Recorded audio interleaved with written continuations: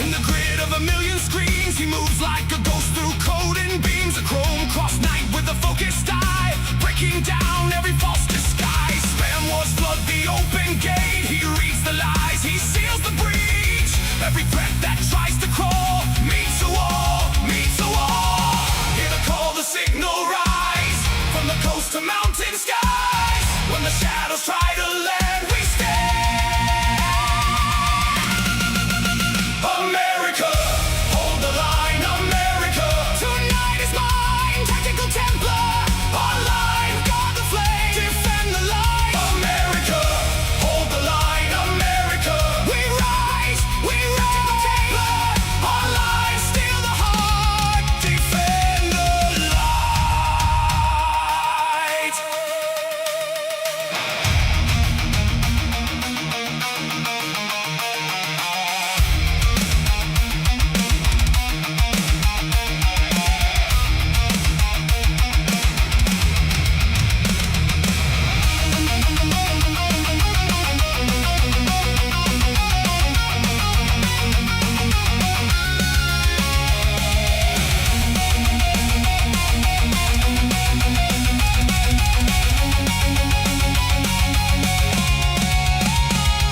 In the dark of the midnight feed, he plants truth like a battle creed. No surrender, no retreat, just the thunder under his feet. From the screen to the steadfast shore, he stands for the things we're fighting for. One nation loud and alive. We endure, we survive.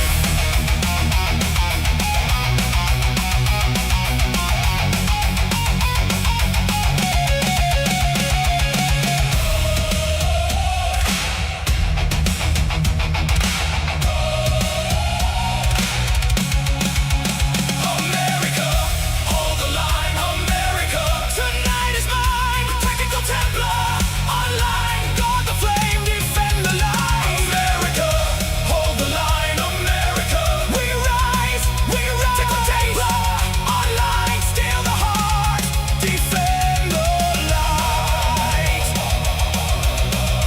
Hold the line. We rise, we rise, we rise, we rise. Tactical Templar, defend the light.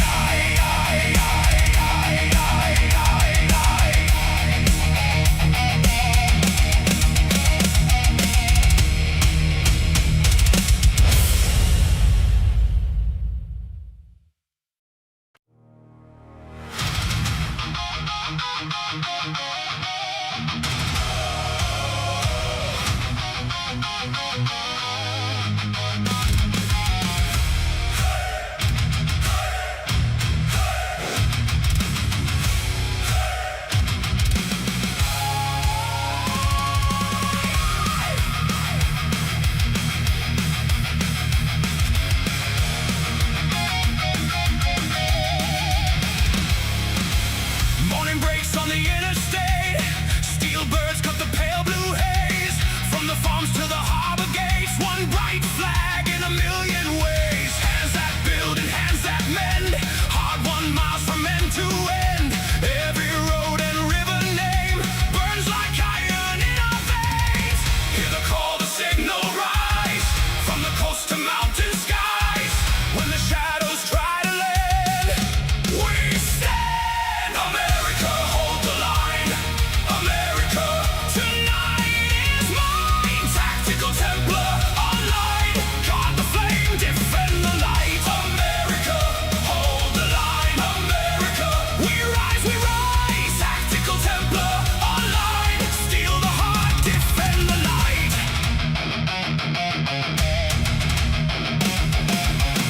In the grid of a million screens, he moves like a ghost through code and beams. A chrome-crossed night with a focused eye, breaking down every false disguise. Spam wars flood the open gate. He reads the lies, he seals the breach. Every threat that tries to crawl meets a wall, meets a wall. Hear the call, the signal rise from the coast to mountain skies. When the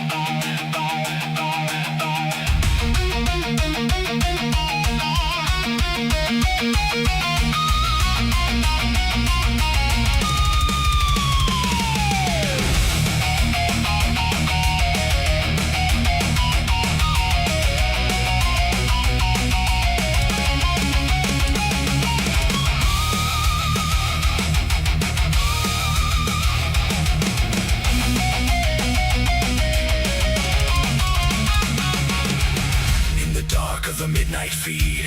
He plants truth like a battle creed. No surrender, no retreat, just the thunder under his feet. From the screen to the steadfast shore, he stands for the things worth fighting for.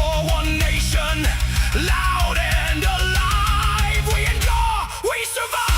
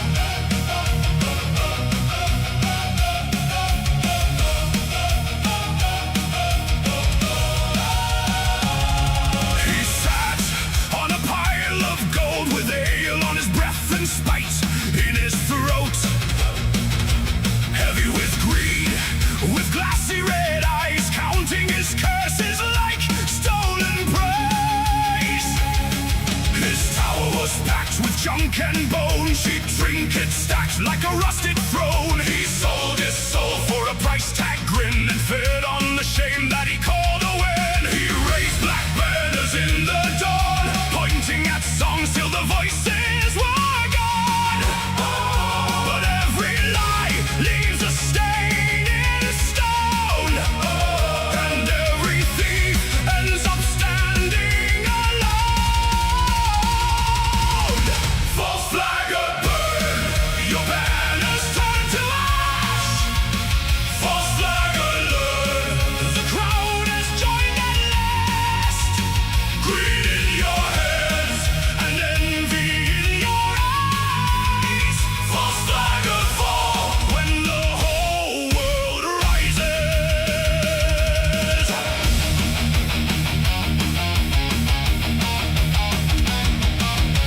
He hunted cards in the velvet haze, chasing bright treasure through fevered days, flipping his relics for silver and pride, while faithful friends were cast aside. He called for the chains, for the mute, for the break, for every voice he could make the world take. But the halls grew loud with the thunderous call, and neighbors stood shoulder to shoulder in fall. No crown for the man who feeds on fear, no feast for the one who poisons the year. He dragged his name through mud and fire, then found the bridge burned by his own desire.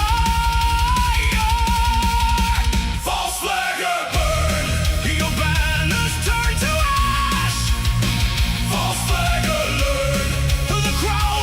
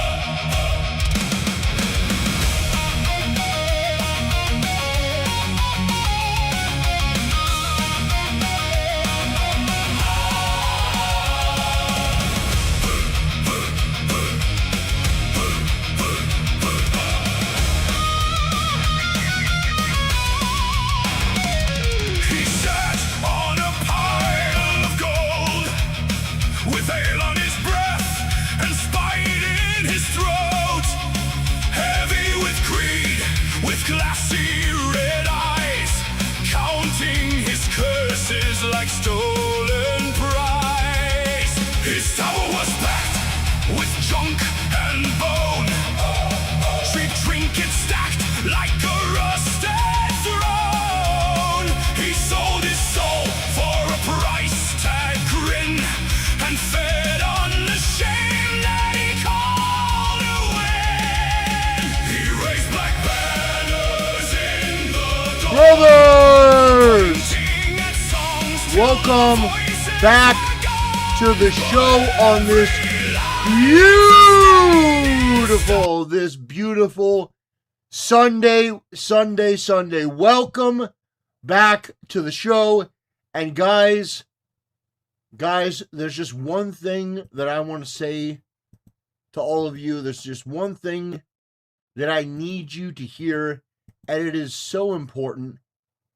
I need you to hear that on this very Sunday, that Jesus Christ is King, that he died for your sins, that you may have everlasting life by believing in him. And I will also say one other thing, and I mean this with conviction.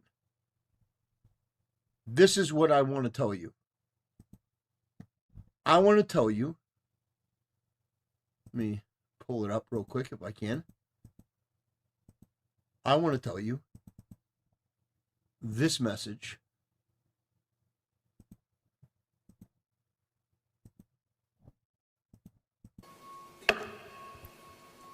We all worship the same God, each to their own way. Shame on you for denying your Lord Jesus. The Lord said, I am the way, no other way. No one comes to the Father but me. You're telling me that someone can go to God without Jesus Christ. Now, you are not a Christian. You're a coward. You're a traitor. You sold your master. Then shame on you. Without Jesus, there is no God. Without Jesus, there is no heaven.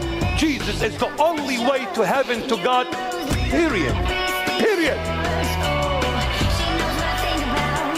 Now, whether you are a bishop, whether you are a cardinal or a pope, shame if you say such an evil statement. Shame on you.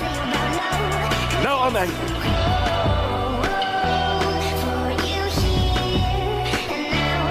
What is this joke? What is this joke indeed? There is no way to the Father but through the Son. Jesus is not a Messiah. Jesus is not just simply a prophet. Jesus is God. To say that he's just a prophet or just a Messiah, no, he is more. So I just want to hammer that home from the start, guys. We're starting off strong this Sunday, and we have a lot of stories to get into. First of all, out of nowhere, Lindsey Graham, the RINO Republican Lindsey Graham, is dead. And we're going to be talking about that. Because that was out of nowhere, and so naturally, the latest conspiracy theorists just dropped. You know, the latest conspiracy lore is coming out that Russia poisoned him or it was Mossad. These people are always looking for some controversy, some angle, some way to just sort of get people paying attention to their slop content. We're also going to be talking about Charlie Kirk. Because the Charlie Kirk truthers have been absolutely disgraced and humiliated on a scale that has to be seen. So, I hope you guys are ready for a great show. We're going to be talking about DSP. We're going to be talking about the quartering. We're going to be talking about a whole bunch of other people that I think may have flown under the radar. We're going to be talking about gaming news because gaming is part of culture and it does have an effect. We're going to be talking about Ranchgate. That's right, Ranchgate. But guys, I just want to thank you for being here. I want to thank you for continuing to support the channel. I couldn't do this without you.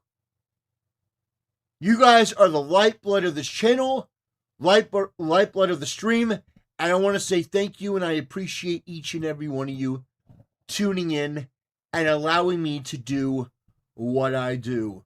We're a small channel over here, but we're a proud channel, and we're fighting for every inch. Every inch we're fighting. And that's not going to stop. I will continue to be a voice for the people in the UK that have lost theirs.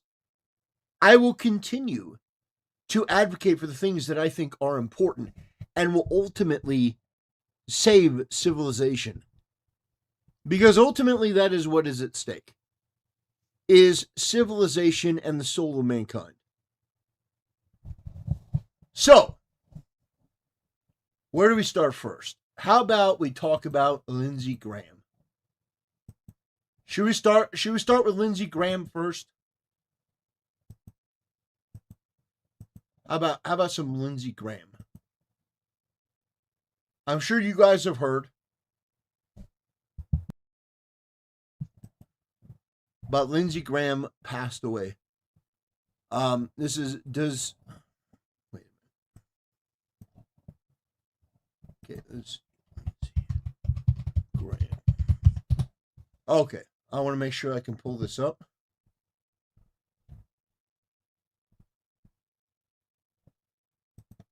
Okay.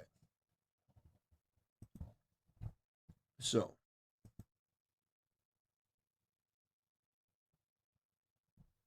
everyone I don't like is a RINO, except he votes with Trump almost exclusively. Yeah, but what he advocates for is neocon RINOism. He is absolutely a RINO. Or he was.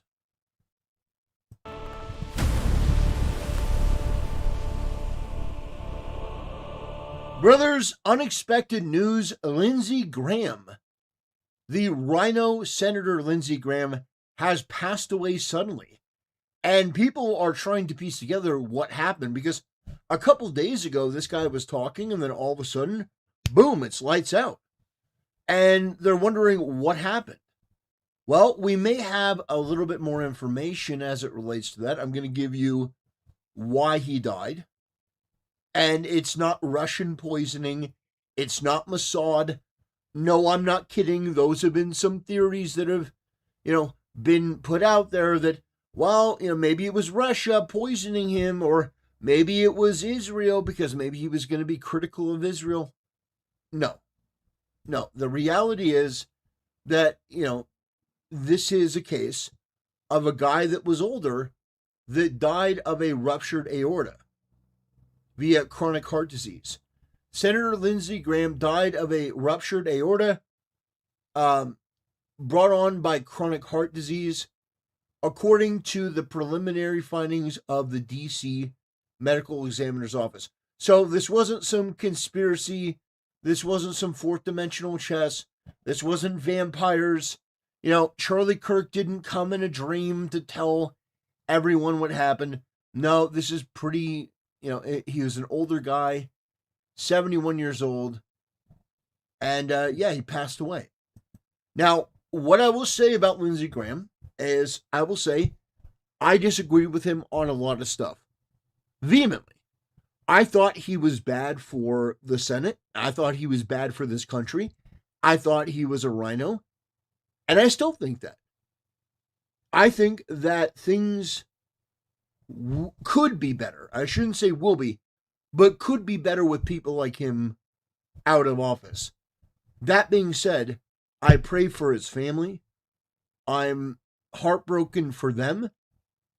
Because in all of this, it's the family that has to deal with the loss of somebody that I'm sure for them, he wasn't Lindsey Graham the politician, he was Lindsey Graham the husband or the grandfather.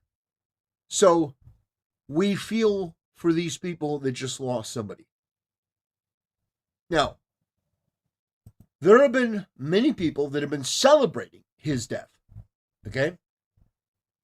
Or in some cases not celebrating it, but being very casual and very flippant with it. And that is the case of Nick Fuentes.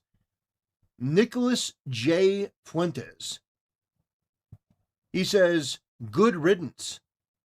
And he's talking about Lindsey Graham. I said, have some class and dignity. What a small, empathetic statement. Yes, we agree that Lindsey Graham was bad as a politician, and he actively advocated for things I found to be extremely wrong. But do not stoop to the level of the left.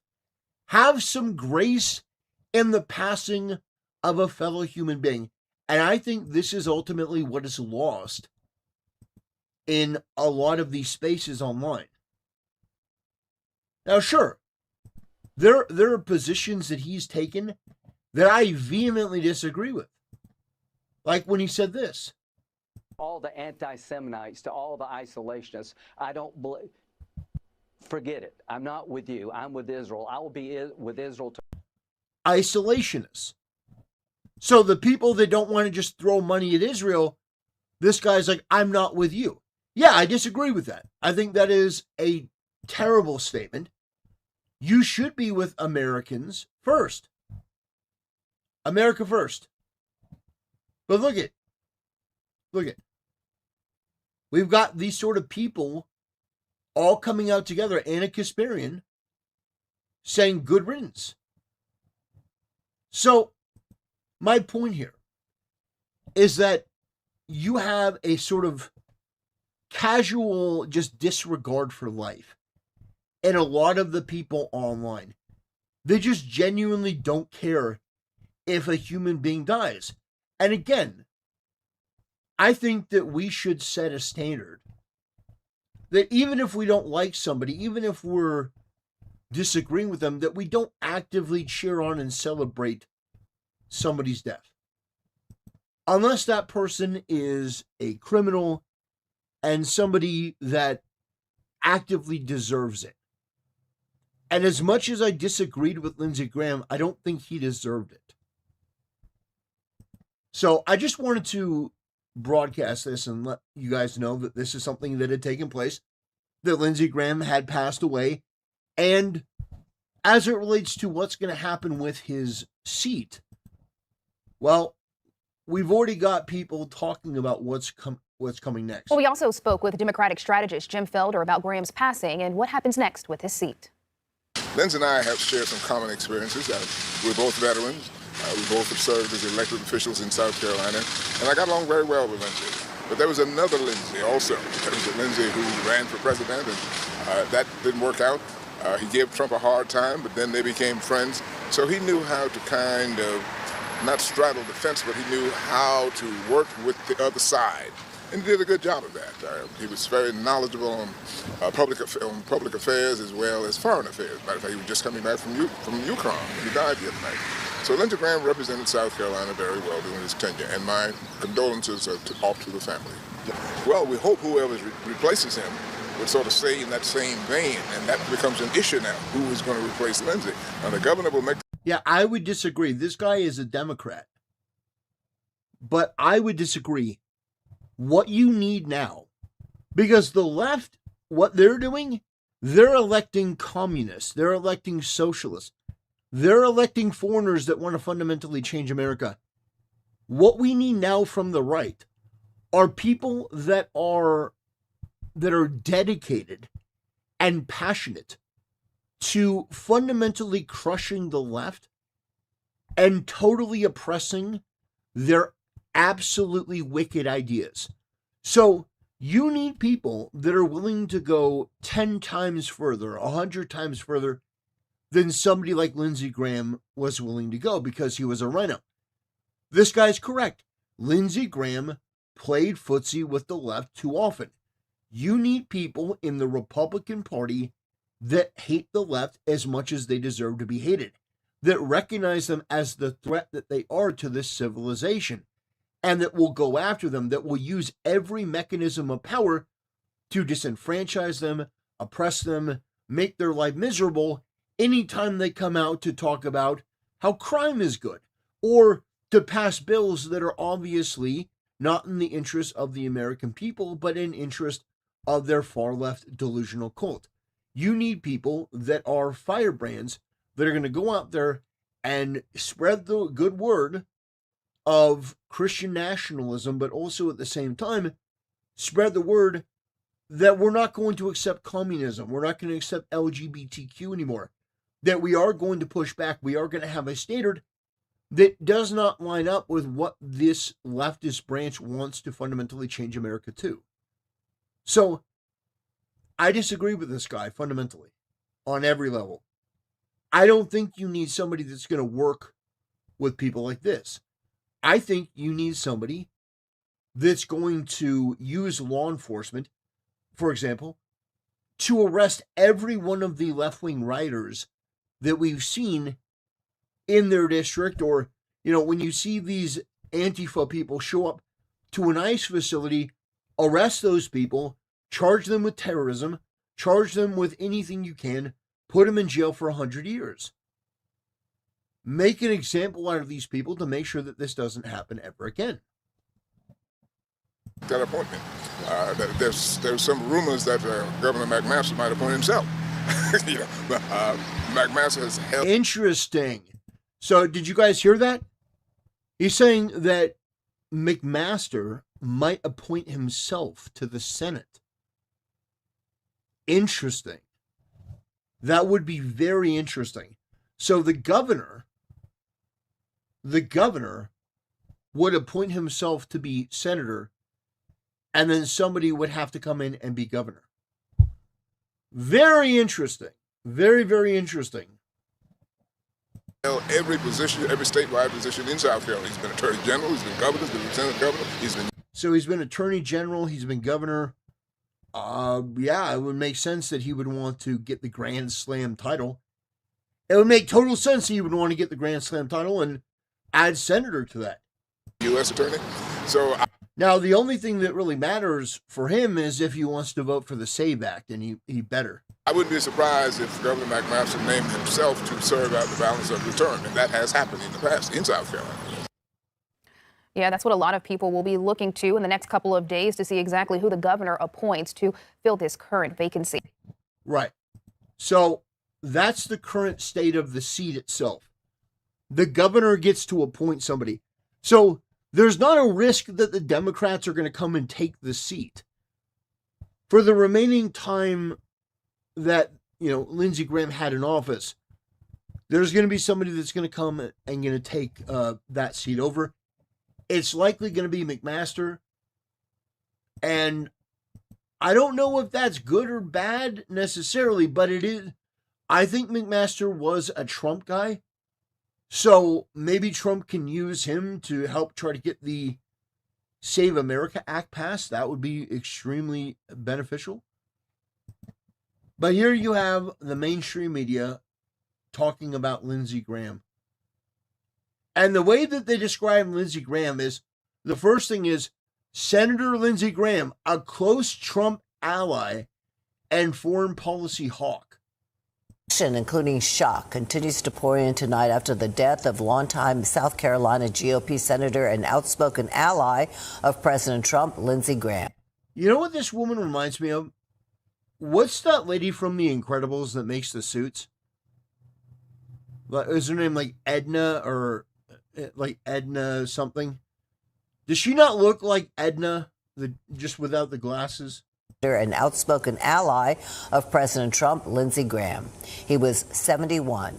In a statement, his office said he passed away from a brief and sudden illness, but didn't offer any other details. Pixel on this, Angela Bavaro has a... Well, now we sort of have an answer that it was congestive heart failure. Latest. One of the most influential and outspoken figures in Washington on foreign policy, Senator Lindsey Graham, is being remembered as a force by colleagues on both sides of the aisle. Oh, I'm sure. How are you? Good. Older. This was Senator Lindsey Graham just 2 days ago. The staunch supporter of Ukraine meeting with President Vladimir Zelensky in that country about a sanctions package on Russia. I said, we'll see you soon. President Trump says he spoke with Graham on the phone Saturday night. Said he just landed from Ukraine. I said, that's a long trip to make. He said, he sounded a little tired, but perfect. 911 dispatch audio making mention of cardiac arrest. EMS 6 responders, customer intercept at 7 on scene, cardiac arrest, 414 South Capitol Street, Southeast. EMS 6 responders, customer intercept medic 7 with cardiac arrest. President Trump and colleagues in Congress now paying respects. Flags at the White House and Capitol lowered to half staff. Yeah, Trump did decide to do that, to lower the flags to half staff for Lindsey Graham. So often in politics, many Americans feel unseen, they feel invisible, and Lindsey saw them. So often he would take the time, and whether it was casework in his office, whether it was on the Senate floor. He was one of the funniest men I've... Okay, all right. Listen, was it Tim Scott? No, absolutely not. I'm not gonna let you get away with that. No, Lindsey Graham. What are we doing here? I understand. I get it. Forget the anti-Seminites to all the isolationists. I don't believe. Forget it. I'm not with you. I'm with Israel. I will be with Israel to our dying day. I'll be with Israel till our dying day. I don't care about you. Come on. We have to be honest here. We don't have to celebrate his death. But at the same time, we do need to be honest. No, Lindsey Graham was not somebody that was actively listening to the concerns of the people. He had his own agenda, often at odds with the American people. Often at odds. There's a reason why people wouldn't elect Lindsey Graham for president. Because who he was and what he ran on was not, it was not what the Republican Party wanted. The Republican Party didn't want somebody who was going to work with the Democrats. They never have. What Republicans have wanted for years is somebody that's going to go scorched earth on the Democrats and is going to use the government to oppress the mainstream media that, by the way, is not press anymore. They're not journalists. These people in the press are not journalists. These are advocates. These are people that get paid exorbitant amounts of money to try to get insider access with Democrats. A lot of them are sleeping with politicians, if not married to politicians. And the fact is that the type of content they put out is misinformation. It is status quo filth. It is not in any way, shape, matter, or form meant to inform anyone. It's meant to try to control people, control how much you can know, so that you have to get all your information from this one source, which is why the mainstream media is dying, because the internet has allowed people a different venue, a different avenue to go and collect information, and it has pretty much exposed the entire grift of mainstream news like MSNBC, CNN, CBS, ABC, and so on. So, yeah, I think that's pretty clear. Ever known. In a tense diplomatic situation with a challenging meeting, he could break the ice. He could make everybody crack up. Senator Graham's career in Congress spanned more than 3 decades. He was elected to the Senate in 2002 after serving in the House and long promoted a policy of U.S. military interventionism and strong national defense. Israeli Prime Minister Benjamin Netanyahu remembering Graham as a great friend of Israel. People don't realize what a good politician he was. He could go in and get something approved. He would just get people on his side. A one-time critic of President Trump, Graham eventually turned into a close ally who advised the commander-in-chief on foreign policy matters. He won his primary in June, seeking a 5th term in November. He was scheduled to win by a lot. He had my support. So what happens now? Well, under South Carolina law, the governor will appoint a temporary replacement for Graham who will serve until January. Law also dictates there will be a special primary election to replace Graham on November's ballot. In the newsroom, I'm Angelo Bavaro, Pix 11 News. Okay, well, yeah, that is. Listen, it is sad when you think about it from the perspective of the family. Okay? I'll just be honest. Do I care that this person passed away? No. No, I don't. I think that they were bad for America. I do think that they were somebody that actively got in the way of doing things that the American people wanted. This was an Israel first guy. This was a chicken hawk, a war hawk. Am I going to celebrate his death? Absolutely not. No. I am going to acknowledge his faults. I'm not going, Christopher Hitchens said, you don't become a saint the moment that you die. That you can still criticize somebody once they passed away. And I think that's true. Now, you don't have to get nasty. You don't have to become vicious. Do what the left does. Go after Erica Kirk and, the Kirk family. No. You simply acknowledge the fact that this guy is somebody that caused a lot of problems for MAGA and the right wing. And now that he's gone, there's an opportunity there. So am I sad that he's gone? No, I ultimately don't really care. But I still have, I still have compassion for the family. I still have compassion if he had kids or, a wife. We feel bad for them. We do. Because we all understand as human beings the pain of losing somebody. And if you haven't experienced that pain yet, count your lucky stars because it's inevitably going to come. I'm not meaning to get morbid here. I'm just telling you that there will come a point where you lose somebody, and that's why empathy and compassion is so important. Because when you lose somebody, you may have to lean on other people as well.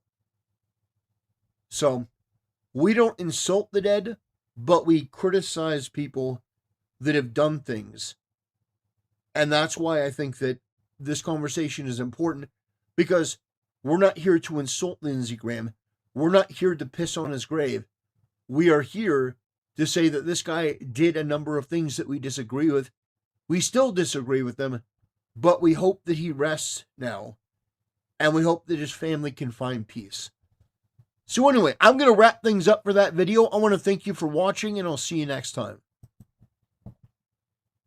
Okay, so let me upload that real quick.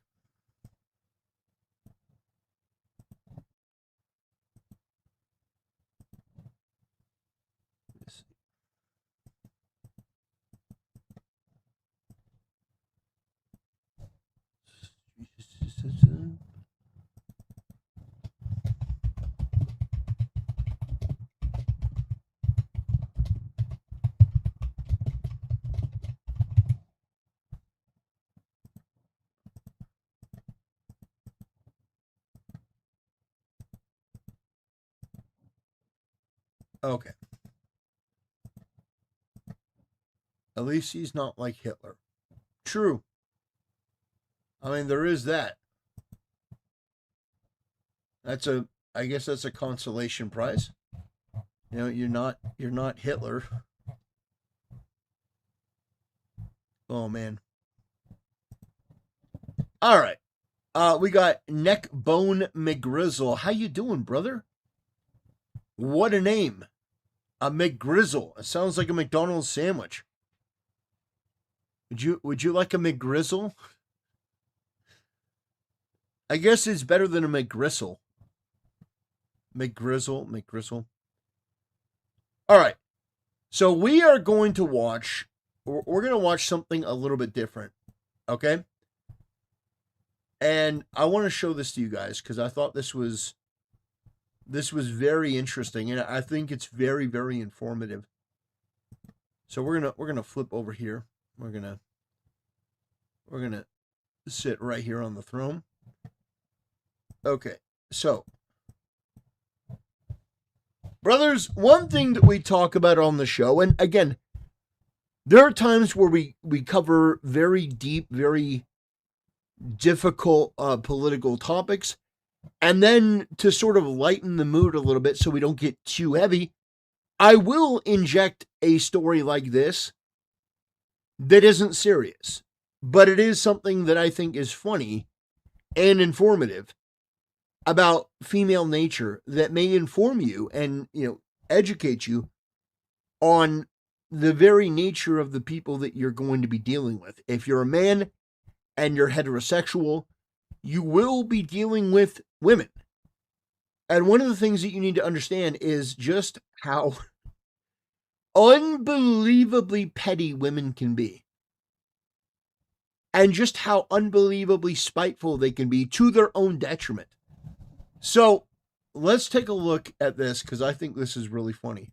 I just left my husband of 23 years, and tell me why. I was in the garage unloading the groceries, and my ex had pulled up to drop off the twins. And he sees me unloading the groceries. Did he offer to help? Absolutely not. He stood and he watched though. And so I obviously wasn't going to give him the satisfaction and asking for help because, we are independent over here. So I just want to lay the foundation. This guy is not married to her anymore. It's an ex-husband.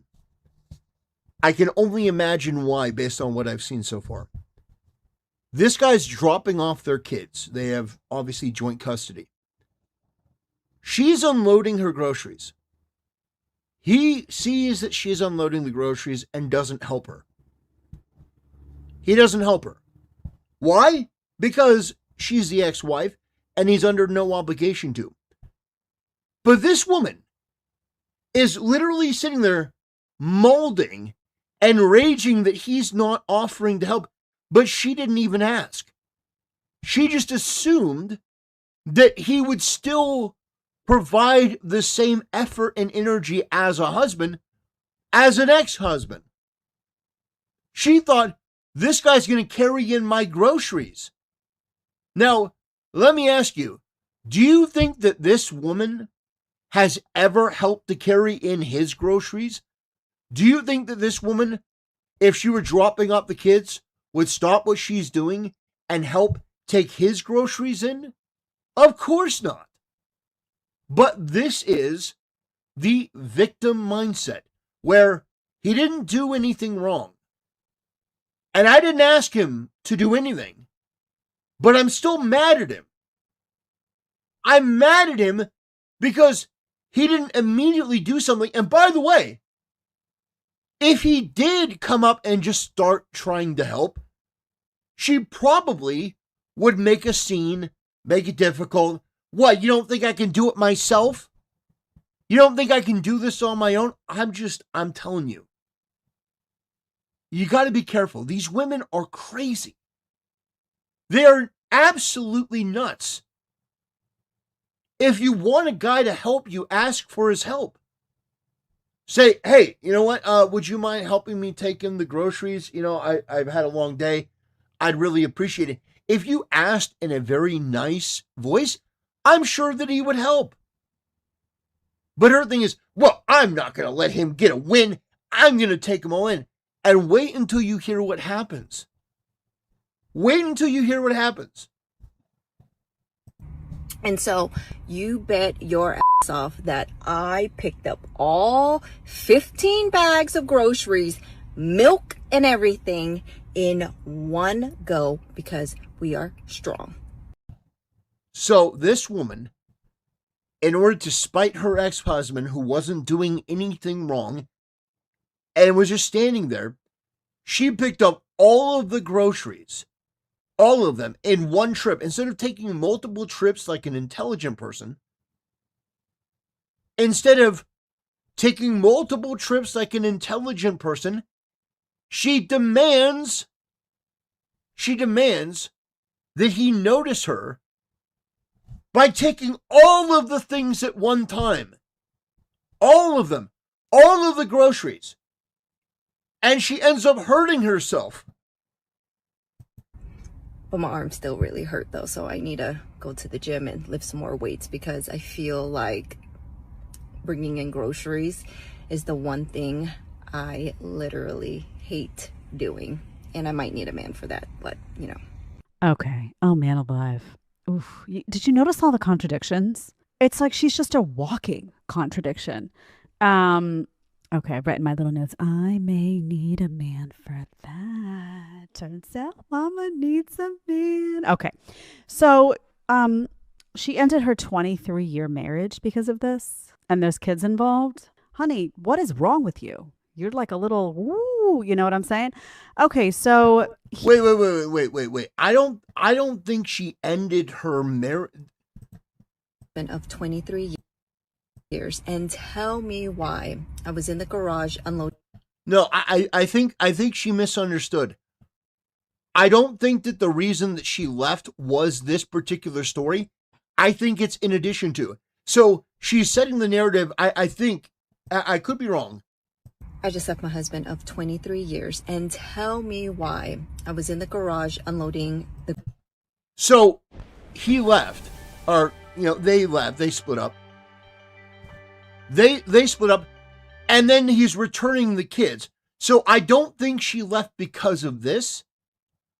I think it's a case of they're apart. They're not married anymore. He dropped off the kids, and then she's mad. So I just wanted to add that as a correction, because I think she did misunderstand. Oof. Did you notice all the contradictions? It's like she's just a walking contradiction. By the way, thank you, Solon the Lich, for 100 Argentinian dollars? What is ARS? ARS.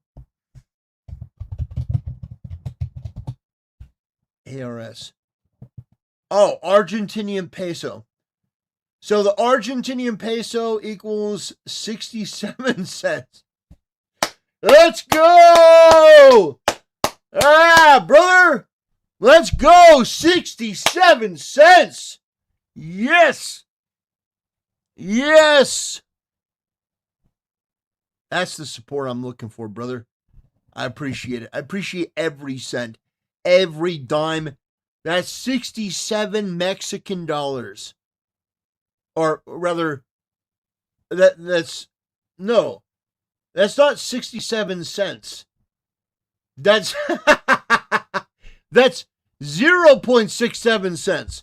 So that's about 7 cents. That's 007. Okay? 007. All right? Absolutely.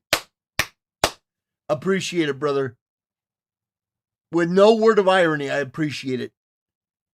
People think I'm taking the piss. I always gotta correct the record because I'm gonna get haters. He really is unappreciative. No, I appreciate every cent, because the truth is, and I've mentioned this before, my view on donations is I start stream and I have no expectation for donations. I appreciate them, but I don't expect them.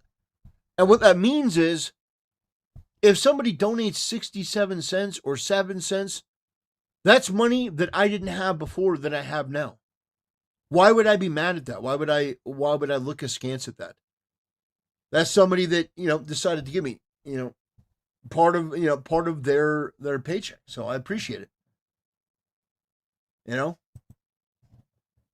I think we gotta change the way we look at donations as content creators. Okay, I've written my little notes. I may need a man for that. Turns out mama needs a man. Okay. So, she ended her 23-year marriage because of this, and there's kids involved. Honey, what is wrong with you? No, I see. Again, she misunderstood. You're like a little woo, you know what I'm saying? It's Okay, true. so he comes to drop off the twins, and he sees her and doesn't ask, "Hey, can I help you with the groceries?" Now, in a world where everything is going well in this marriage, right? Let's just pretend. Should he say, "Hey, can I help you out?" Sure. No. If she wants help, she can ask for help. But obviously something's not right here, right? Yeah. No, I disagree. He doesn't have to start helping her. If she wants help, he has absolutely no obligation past the bare minimum for the kids. Can we just acknowledge that things were broken in this marriage before he showed up and didn't offer Yes. to help with the groceries? Yeah. Now, what's interesting to me is that then you learn like what may have been going on, right? Because she starts talking and she says she expects him to ask for help. She doesn't ask him, hey, can you help me out with this, right? Why? Right. You know, why not? Why not just say, hey, right? She doesn't have a conversation with him. You know how we all talk about like conversation? Why doesn't she sit down? I'm sure other things have happened in the past. Why not just say, hey, listen, I really could use your help with stuff like this. Is that, you know, like a is that normal cool? person. Like, A normal person would be like, hey, would you mind helping me? I'd really appreciate it. I've had a long day. I really appreciate the help. And they could say no, but I mean, it doesn't hurt to ask. But she wants him to read her mind and to help her of his own willingness. And if I were in his position, I wouldn't be helping her either. you know, just have a conversation about it. Obviously that's not, because this is all to prove a point, right? Okay. So she says, I don't ask him for help. Why? Because she wants him to offer on his own. Okay. Which if everything was going well in the marriage and this is the only thing, you'd be like, well, why isn't the guy offering to help? Obviously there's other things going on. But then in the same breath, she says, well, I did it all myself because we are independent. Honey, how can you be saying in one breath, we are independent? Yeah, I don't need a man. And then in the next breath be like, why didn't he help me take the groceries out of the car? My arms hurt. This is not, I mean, I ditched my husband of 23 years because he didn't ask me if I needed help with the groceries. But we are independent. I can do it all myself. She's a walking contradiction. And so many of these women are. That's why guys' heads are spinning, because they're like, you asked for this. This is the same conversation as them wanting you to be chivalrous and gentlemanly. And, you know, in the same breath, they're like, I don't need you to pull out my chair. I don't need you to pay my bill. I'm self-sufficient. But you didn't pay my bill. I mean, it's maddening. Right. So guys are just like, I'm done. See you later. Psycho. Right. Okay. In the same breath, she'll say, we are strong. I picked up all 15. I have a hard time believing you picked up all 15 bags in one go, honey. Like, it's just not possible unless you had like, you know, maybe you had a lettuce in one and like an egg in the other. It's just, come on. Okay. So she says, we are strong. What is the implication there? We are strong. We don't need you. And then in the next breath, my arms hurt from doing this. Maybe I do need a man, right? So you're a walking contradiction. If I can't even decipher what you would actually want out of this situation, how would a guy, right? Do you want him doing this stuff for you? Or do you want to shout in his, or do you want him offering to do this stuff for you to say, I don't really need you to do it, to have him still be passionate enough to want to do it, to have you insult him and be like, I don't need a man, but by the way, I still expect you to do all of these things while I'm telling you that I don't need you. That's disrespectful and awful. What lesson do you think guys are going to get from that? They're just going to stop doing.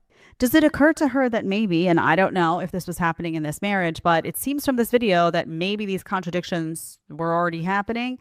Is it possible that she was given mixed signals and this guy was just like, hey, you know, she's self-sufficient, she's independent, she's strong, she doesn't need a man. Okay, like, I'm not going to offer. Like, I'm not going to offer because I've done it before in the past and got my head bitten off. Right? Now, I'm not saying that is what happened, but isn't it conceivable that that could be what had happened here or in other cases similar to this? Ladies, if you give mixed signals and mixed messages, don't expect guys to sit and decipher your like cryptic language. That's not their job.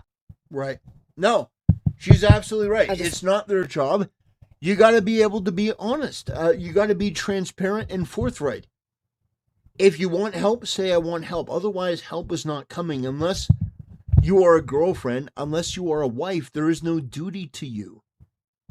You are a stranger at that point, but for your children. So, I mean, yeah, this woman, absolutely terrible. Obnoxious. Extremely, extremely obnoxious. And yeah, usually men don't want anything to do with women after a divorce. Usually they want nothing to do with them.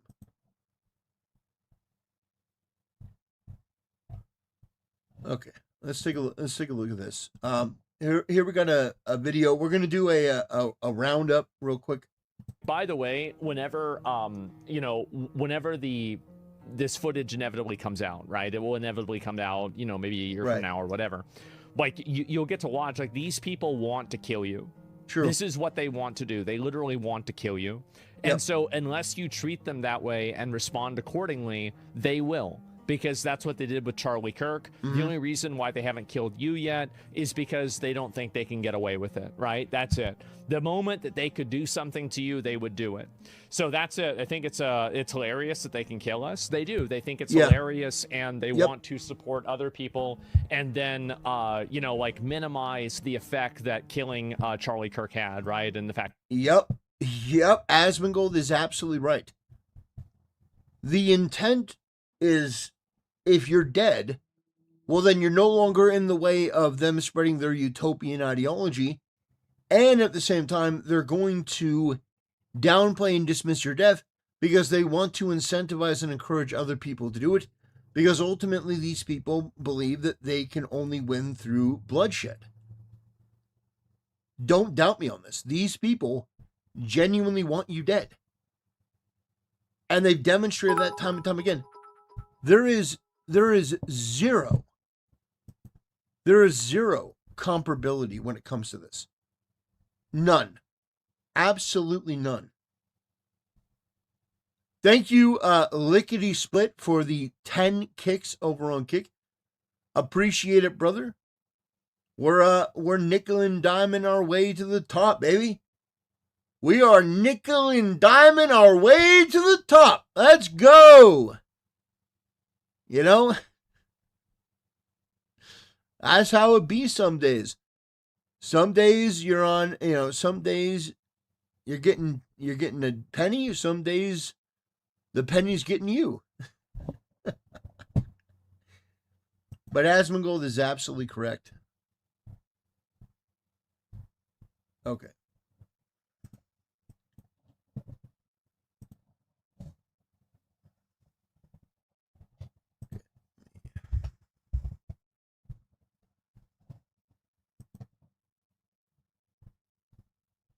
Let me move this over here.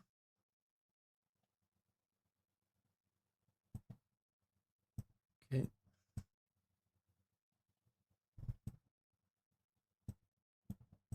Okay, perfect.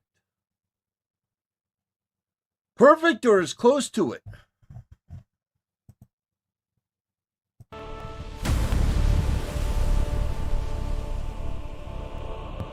Brothers, we've heard these horrible stories from the UK where the police are going up to Christians and arresting them or harassing them, telling them that what they're saying and what they're doing is offensive to the Muslim population, or in this case, it's in America and the people are offending the LGBTQ community. Yeah, that's right. So we need to talk about this honestly and openly. Let me just tell you, before we watch this, what I would do to any police department. What I would do to any police department that decided that they were going to start treating Christians this way, and were going to prioritize BLM, Antifa, atheism, or anything like that over Christianity. I would absolutely censure and sanction that police department. I would demand the firing of any officer involved, and we would make them public spectacles of what not to do. Over on Kick, Lickety Split with the 5 gifted subs. Thank you so much, brother. That is an extremely, extremely, unbelievably generous donation. Thank you for your support. I don't even know what to say. That is a huge, huge donation and contribution to the channel. So glad that we have such generous people in the chat. And we got free gift of sub, one to Jenny A. Very glad to see Jenny A get a free sub. We got Uncleo Taku the Real getting a free sub. We got VIP Man 13 getting a free sub. Keen Sama getting a free sub. And a Wild Caveman. So thank you so much, Lickety Split. Your generosity and contribution is incredible. And it allows me to do stories like this. And so I just want to say thank you. I very, very much appreciate it. So in this particular case, you have the police that are harassing the Christians that went to an LGBTQ event to spread the gospel. Now, that's what Christians should do. And we got Jenny A who said, okay, you know, I'm not going to be upstage. So Jenny A gifts a sub to Lickety Split. You guys are insanely generous, so thank you. We got John over on Key who says, what's up? How you doing, brother? Yeah, we're just going to watch this video here about the police harassing these Christians. I mean, to go into the belly of the beast with these dangerous, degenerate, mentally ill people, and then you also, on top of that, have to deal with the police. And let me just get this out of the way. No, women should not be police officers. They absolutely should not be police officers. Under no circumstances should they be police officers. We've seen it time and time and time again, not only from their inability to take down certain, suspects that resist arrest, but their lack of any sort of real trigger discipline, their willingness to pull out a gun at a moment's notice and threaten the life of somebody because they feel a certain way. Yeah, they should not be police officers ever. But in this case, you do have some female officers, and of course, they're gonna tell the men what for, and they're gonna put people in their place. And if you don't listen, well, then we're gonna shut you down. Like it's so ridiculous. Get these people off of the police force. Make sure that they can never do this again. And you need to have a come to Jesus meeting with any officer that decides that they are going to put the LGBTQ above these Christians. Well, I'm talking to him right now. That's kind of rude for you to just... Hold on. I know that officers have already spoken to you earlier. Like what? That this is a private event that they... Yeah, they spoke. They have... But they can't do nothing about me being here. I literally have her on camera telling someone that there's nothing she can do. Well, he has the right to be here at the end of the day. Not in this private event. This part, he does not have the Can you right show to me be that? here. You got to produce that, ma'am. You got to produce You are that. being asked to leave. By who? That's not good enough. Party. I understand that, okay? If you want to do this, you want to preach, you want to do it, it's not going to be here, okay? Says who? The I'm Constitution. telling you that right now. But your words don't mean nothing. You got to show me something to where a taxpaying citizen. Hold on, babe. Right now. You got to show me something where a taxpaying babe. Hold on now. I'm saying she got to show me something where a taxpaying citizen can't be in a public park. This is Deport this woman. Get her the fuck out of the country. If you are telling somebody you're not going to preach here, why? Because I said so. You're fired. You're not only are you fired, you're deported. You know what? In fact, I'm going to go a step further. Your family's deported. Congratulations, you won. You won the prize. You're deported. You get a deportation. You get a deportation. But we are citizens. Not anymore. You're going to tell this guy who's being extremely polite, this guy that's just having a conversation about Jesus Christ and the Word, you're going to tell him that he can't talk to these people? Really? Get the fuck out of here. Get these people out. This sort of power trip is so pathetic. You are talking to a godly Christian man who's taking time out of his day to go down there and preach the word, which is what Christians are called to do. And yet they're vilified for it. Take this fat, ugly, obnoxious Karen and get her out of the uniform and get her entire family out of the country. an event that is being run by the city that they paid for. Right now, this event is their event. But this park is not their park. That's why there's birthday party. Yeah! It's a public park! Oh my gosh. Or when a woman cop starts shooting just because their male shiftmate did when he thought he heard a gun when it was an acorn falling off a tree. Yeah, I mean, like, there are so many stories. You remember the one taser, taser, taser? You remember the elder lady? What was her name? Taser, taser, taser. Yeah, she drew her gun instead of her taser. I mean, yeah, she shouldn't have gone to jail for that. She should have been fired. Because turns out the the athlete, astronaut, physics engineer was in the car, trying to drive away from, just an absolute menace to society, a detriment to society. But she said, taser, taser, taser, and she had pulled out her gun and she shot him. So, yeah, and just over and over you see these sort of situations. This is crazy. Like, that doesn't make any sense. Do you understand what I know y'all hate Jesus. I know what he I know means. the world hates Jesus. If I was out here, if I was out here had a tent, Listen I wouldn't to get me. kicked out, right? Listen to me. I'm listening, but man, you're not saying. Yeah, she does. These people hate Jesus. These people are of the devil. Do not doubt me on this. They hate Jesus. They hate that Jesus said, if they hate you, just know that they hated me first. If they hate you, just know they hated me first. Much.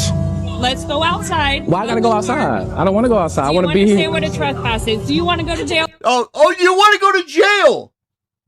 Do you want to? Yeah, hey, you know what? You know what's great for our optics? You know what's going to really make our police department in Kissimmee, Florida? You know what's going to make our police department look great? This guy who's preaching, hey, why don't we arrest him? Oh, yeah, this man who goes to an LGBTQ event to talk about Jesus, that Jesus died for our sins. Yeah, let's arrest that guy. Oh, man. Oh, man. Oh, gosh. Brilliant. Oh, brilliant. Genius. What great PR. And this is why women shouldn't be in charge. This is why women shouldn't be in charge. You think that, like, your job as a police officer is to de-escalate. That's your job. When you approach this guy is not dangerous. This guy is not going to attack you. Yeah, on their thing it says Kissimmee. I assume that's Kissimmee, Florida. Yeah, this is in Florida. Kissimmee is in Florida. How on earth is this going to happen? You think that you taking him to jail is going to end well for you and your police department? Are you mental? No, the moment that this goes viral, Ron DeSantis and other people would pay attention. Now, I don't know when this took place, but it doesn't matter. It doesn't matter if this was in 2016 or if this was in 2024 or if this was in 2026. This sort of persecution and mistreatment of Christians is something that's been going on for hundreds, if not thousands of years. So I just wanted to highlight this because unfortunately it's far too common. Far too common. How can I be trespassed in the public? How can I be trespassed in the public property? Is that what we're gonna do? You can, but we'll just fight it like we did the last time. How am I going to be trespassed in the public property? You have to leave the park, sir. What? So he got to leave? He just say that. Yeah, she. It's right here. I never Turn said that off. Turn that off. Okay, I'll turn it off and I'm going to talk. Preaching with an amplified Okay, so we'll stereo. use our voice. And you are also being asked to be trespassed. By who? And why? Event coordinator. The event coordinator for the event. Well, tell her to come and talk to me. She But tried wait, to, she and that's literally what we're just here. told us there's nothing she can do. Hey, make sure you get this on camera. I already Just did. no, I got my own footage though, because y'all take too long to produce footage. We already fighting the case in Orlando. Do me a favor. And y'all. I'm going to talk to you. here. So, Go ahead. hi, event coordinator. Trespass? On what grounds do you kick somebody out of a public park? So this is our city event. We do have areas for you to go and protest if you wish to. They're outside of the event area. Why? Because this is our event that we're planning for the community. But it's a public park. Why 5 minutes ago, I got you on camera, I could play it back to you. Why did you, I caught you telling her that there's nothing that you can do. And several police officers stood around and they heard me preach. Signs and not saying a word. Yes. Right. So we all around. Say it again. What'd you say? We are not going to argue, okay? We have questions. We're telling you the reason why you cannot be here because of the event. She is here to answer that question for you. You are being asked to turn that off and leave. So what's the event. outside the event? There's signs that say you are now leaving the event area, and that right after. And on that sign, who's on it? Like, does it say who's allowed in? I'm talking to the event coordinator. You were going around in circles because you're not hearing the answer that you want to hear. Because it doesn't, constitutionally, it doesn't make sense. It literally doesn't make sense. Right here, when Jesus signed. Yeah. Again, these are all women right here, by the way. This is the consequence that comes. Now, you may not want to hear, oh, that's sexist. I don't give a shit. I'm only here to talk about results. And this is the result of allowing women to enter into the police force, lowering the standards. You get people like this in there. And it's an absolute nightmare. This is embarrassing. This guy has been completely reasonable. He's not fighting. He's not belligerent. He's trying to understand. It's a public park. You have this event going on, but it doesn't mean that the public can't enter a public park. It's just that these people hate that he's talking about Christianity. He's talking about God. And this woman and these people, they hate it because they support the LGBTQ. And they choose to So we stay can here. sit here, but we gotta be muzzled. We can't talk. Amplified sound is not allowed. All right, so I'm gonna turn my amplified sound off, and me and this gentleman gonna continue to You are talk. harassing other people that are here. Being harassed, who? If people come up to, you can do all that. People come up to me. Sir, I can do that, and you can keep doing what you're doing. If you're being I'm saying, but she using words that are not true. She's making accusations that aren't true. She said harassment. I stood in one place preaching. If people are approaching me, technically, I'm the one being harassed. the amplified speaker, they already told you, turn it off. They've asked you multiple Nobody told me that. Nobody told me that. Literally, nobody told me that. You told me that? I don't remember you. I'm not going to argue, okay? Well, you are. You are arguing. And you know what? I look at stories like this, and I don't know what the resolution of this is. Maybe we'll look it up on Grok after we're done watching. But I hope that these people lost their job. I really do. What? So they're saying that they don't want you at this event, okay? All we I hear you. I hear you. I hear you. But I'm also a citizen who pays taxes, who's under the same constitution as everybody else out here. All right, so we're gonna stand right here and we're gonna talk. No. Me and this gentleman was talking. Having a conversation. Are we issuing the trespass? Okay. The trespass is being issued. Okay, let us see. How can you trespass somebody from a public event? Before we leave. Let me pull up the Florida State statute so you can see. I already looked them up. Babe, relax. Let her produce what she needs to produce. We need digital ones. I can give you the event number. Relax. Let her produce what she needs to produce. Documented that you will be trespassed from this city park. Okay? Oh my gosh. Well, let's take a look. Let's see if you can actually do that. It says, yeah, well, we'll see. Maybe this Karen Comp is right. It says, can you be trespassed from a city park for speaking?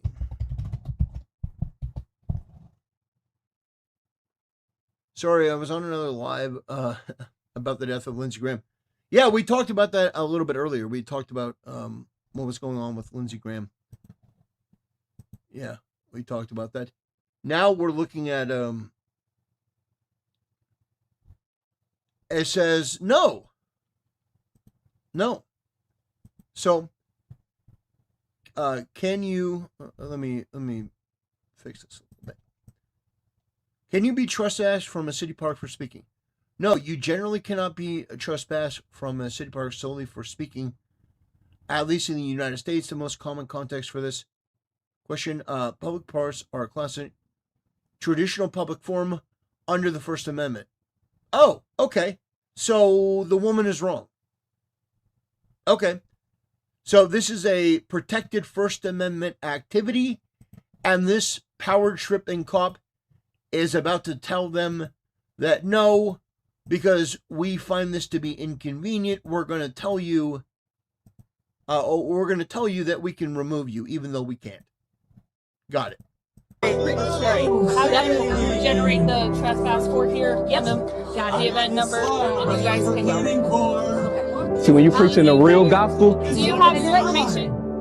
Say what? Do you have your driver's license, ID information? Yeah, but what I. Okay.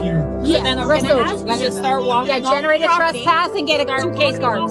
Here, because you're being officially trespassed where you are not allowed to be here. If you don't want to produce your identification, that's fine. It's going to be documented that you are trespassed from here. You understand that? Yep, and I'm going to be showing my lawyer too. Awesome.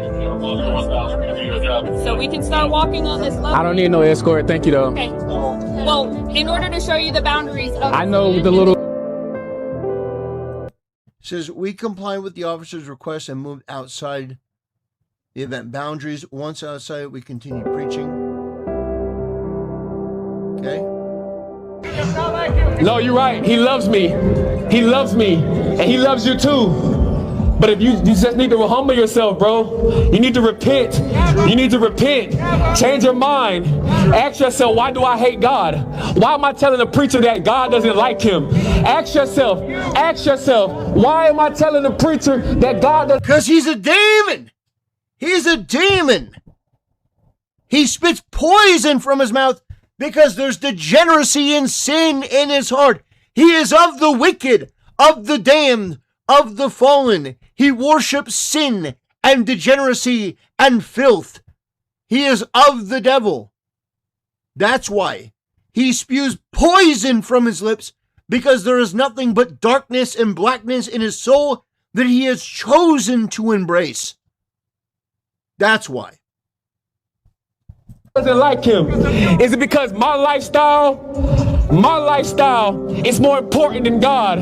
My lifestyle is more important than salvation. What is in my heart that has me telling the preacher that God doesn't like him? Come on. Hallelujah. But like I said, Jesus said in John chapter 7, Jesus said that the world hates me because I testify that his works are evil. The gentleman who gave me this shirt, I can already see where that conversation was going. The whole tent, lukewarm. The whole tent, straight up lukewarm. No conviction. I can tell where the conversation is going. He's going to give me a whole lot of literature and no scripture. A whole lot of lip service and no God service.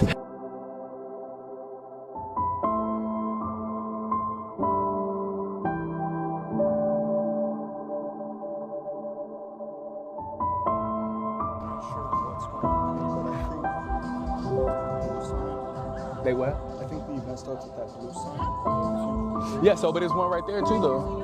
I'm trying to figure out the square, to be honest. Me too. I'm really trying to figure out the square. I think it's right there. So you got one there and you got one there. So which? Make up your mind. Which way y'all want to be? I am. How pathetic. How fucking pathetic. You're harassing this preacher. This guy didn't have to comply with you, but you threatened him. You threatened to throw him in jail. He complied, he moved out. And now you're still mad he's not far enough away. These people are going to have to stand before God. And they're going to have to make an accounting for all of their sin and all of their wickedness. And they are going to burn in hell for all eternity. You know why?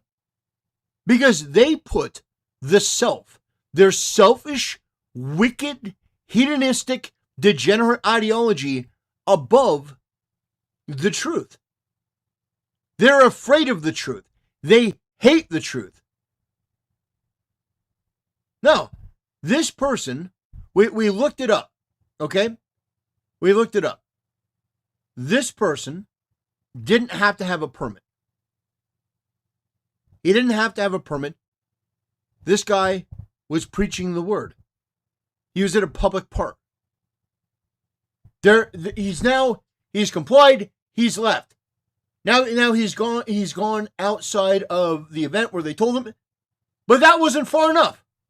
No, now you got to go. Now you got to go even further. It's insane. If they have a permit for a special event, it's not a public park temporarily for that event. It's still a public park. You know. You looked it up, Rob, when you said event. It's not a public park. It's a special event. It's a special event at a public park. It's a public park. They're having a special event. It doesn't mean that people can't go there and speak. It doesn't mean that they can't go there and speak. Otherwise, the government would just deem every day a special event. Every day is a special event, and you can't speak in the public park. Like that is not legal. I do not think that is accurate. Because if that were a loophole to the First Amendment, if you could simply say there's a special event here so you can't speak, then every government is going to be doing that. That is not right. If that is something that actually is happening, that is not right. That is an attempt to override and bypass the First Amendment. Bullshit. This guy's doing nothing wrong. There should be 10 million more people like this guy that are willing to go there and preach at an LGBTQ degenerate event. This guy walks into the belly of the beast. He walks into the devil's den, and he's telling them the truth. And they hate it. And he even left. He even walked further. And they didn't like that. Change the scenario. It's a Trump rally. Trump doesn't have rallies at public parks, I don't think. I think when Trump has a rally, it's at like a stadium or an airport hangar. Like a public park. You're gonna tell somebody that they can't come and preach at a public park? That's crazy. And there are protesters who arrive at Trump events. Trump events have protesters all the time. Yeah, I think that's crazy. And they even pushed him back, and he's still not far enough away for these absolute demons. He's trying to save souls, and they're more interested in their ideology. I have nothing but contempt for these people. These people are of the devil. They hate Christianity. They recoil at the name and the word of God. They hate it. They despise it. Because it shows them who and what they really are. The goodness of Jesus Christ makes them recoil. It makes them recoil. So, I think this entire situation, I don't know when this was. I may have to look it up. But the fact is, these sort of things happen far too often. It happened during COVID, where they were arresting Christian preachers all over the place. It seems to me that there needs to be a reckoning when it comes to this. And that reckoning needs to come in the form of Donald Trump and the Republicans basically making it, I don't want to use the wrong verbiage, but making it a death sentence for that police department in terms of, their finances, their reputation, the scrutiny that they're under. I'm not talking about literal death sentence, but it needs to be that if you go out and you make these stands against Christians, that there is a consequence and a ramification that is so great that it's going to send shockwaves across the entire country. America is a Christian nation. It was founded as a Christian nation. It needs to continue to be a Christian nation. And if you have these people that are putting their degeneracy first, they need to be removed from law enforcement and they need to be punished. They do. And the way that you do that is either through prosecution or termination. They don't get their pension. People mock them online. They make fun of them. They make them, quote unquote famous. I think that it's despicable. It really is. But shout out to this guy for doing that. That's great. Anyway, that'll do it. Thanks for watching. See you next time.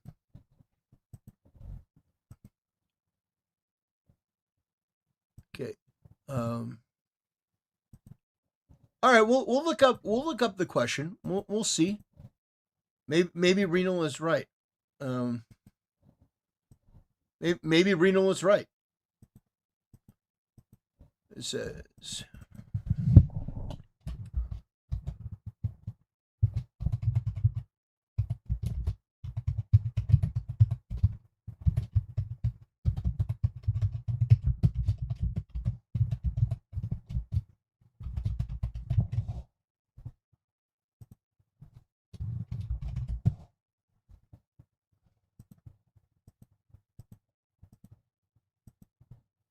okay.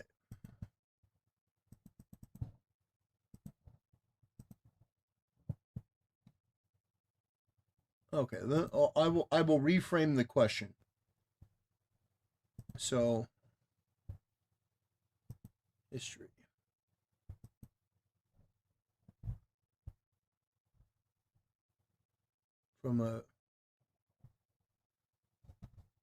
Does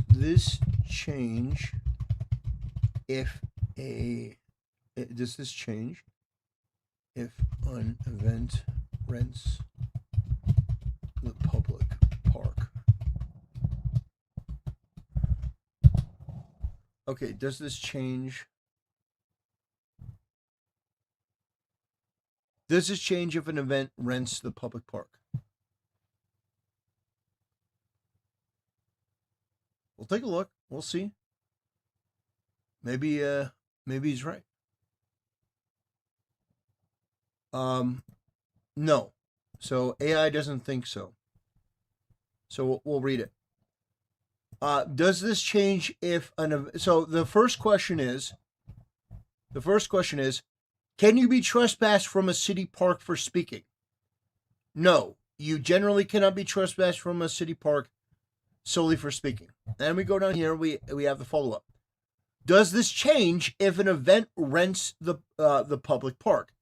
No, it does not fundamentally change the core answer. City parks remain traditional public forums under the First Amendment, even when a private group or organization attains a permit, often called renting or reserving space for a special event. The permit does not convert the park into a private property or strip away free speech rights. Yeah, which is just logical.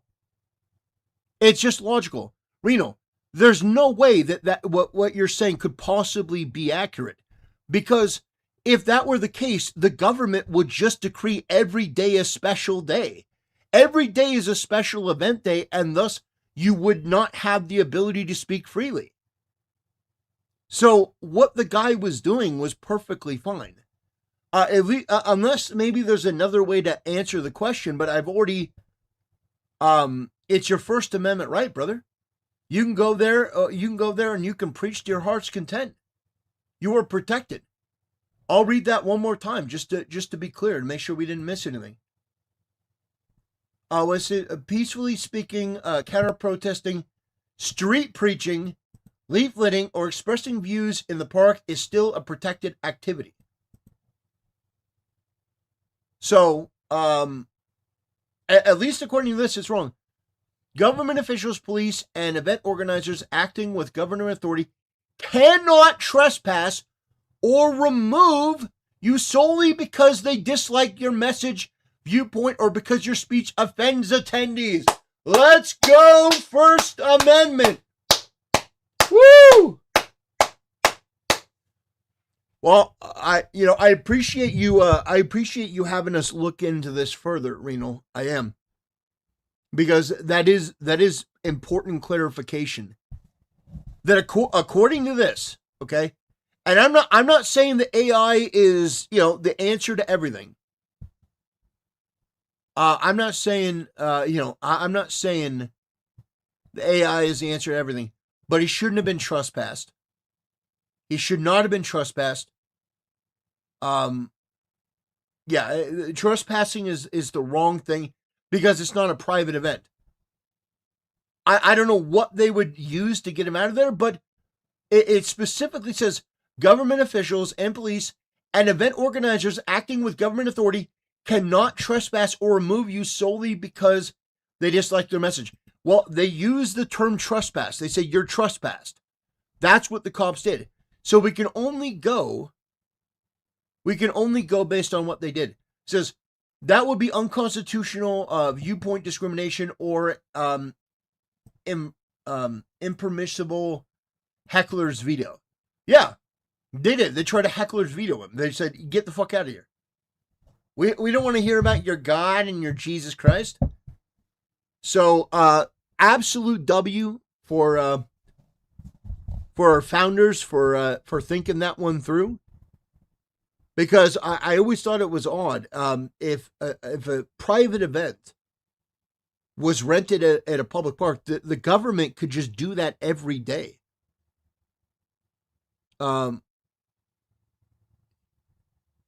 It says they cannot trespass him. Well, he offered to turn off his loudspeaker. Yeah. It says yeah.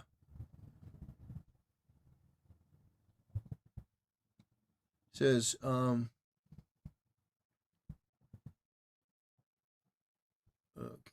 please reasonable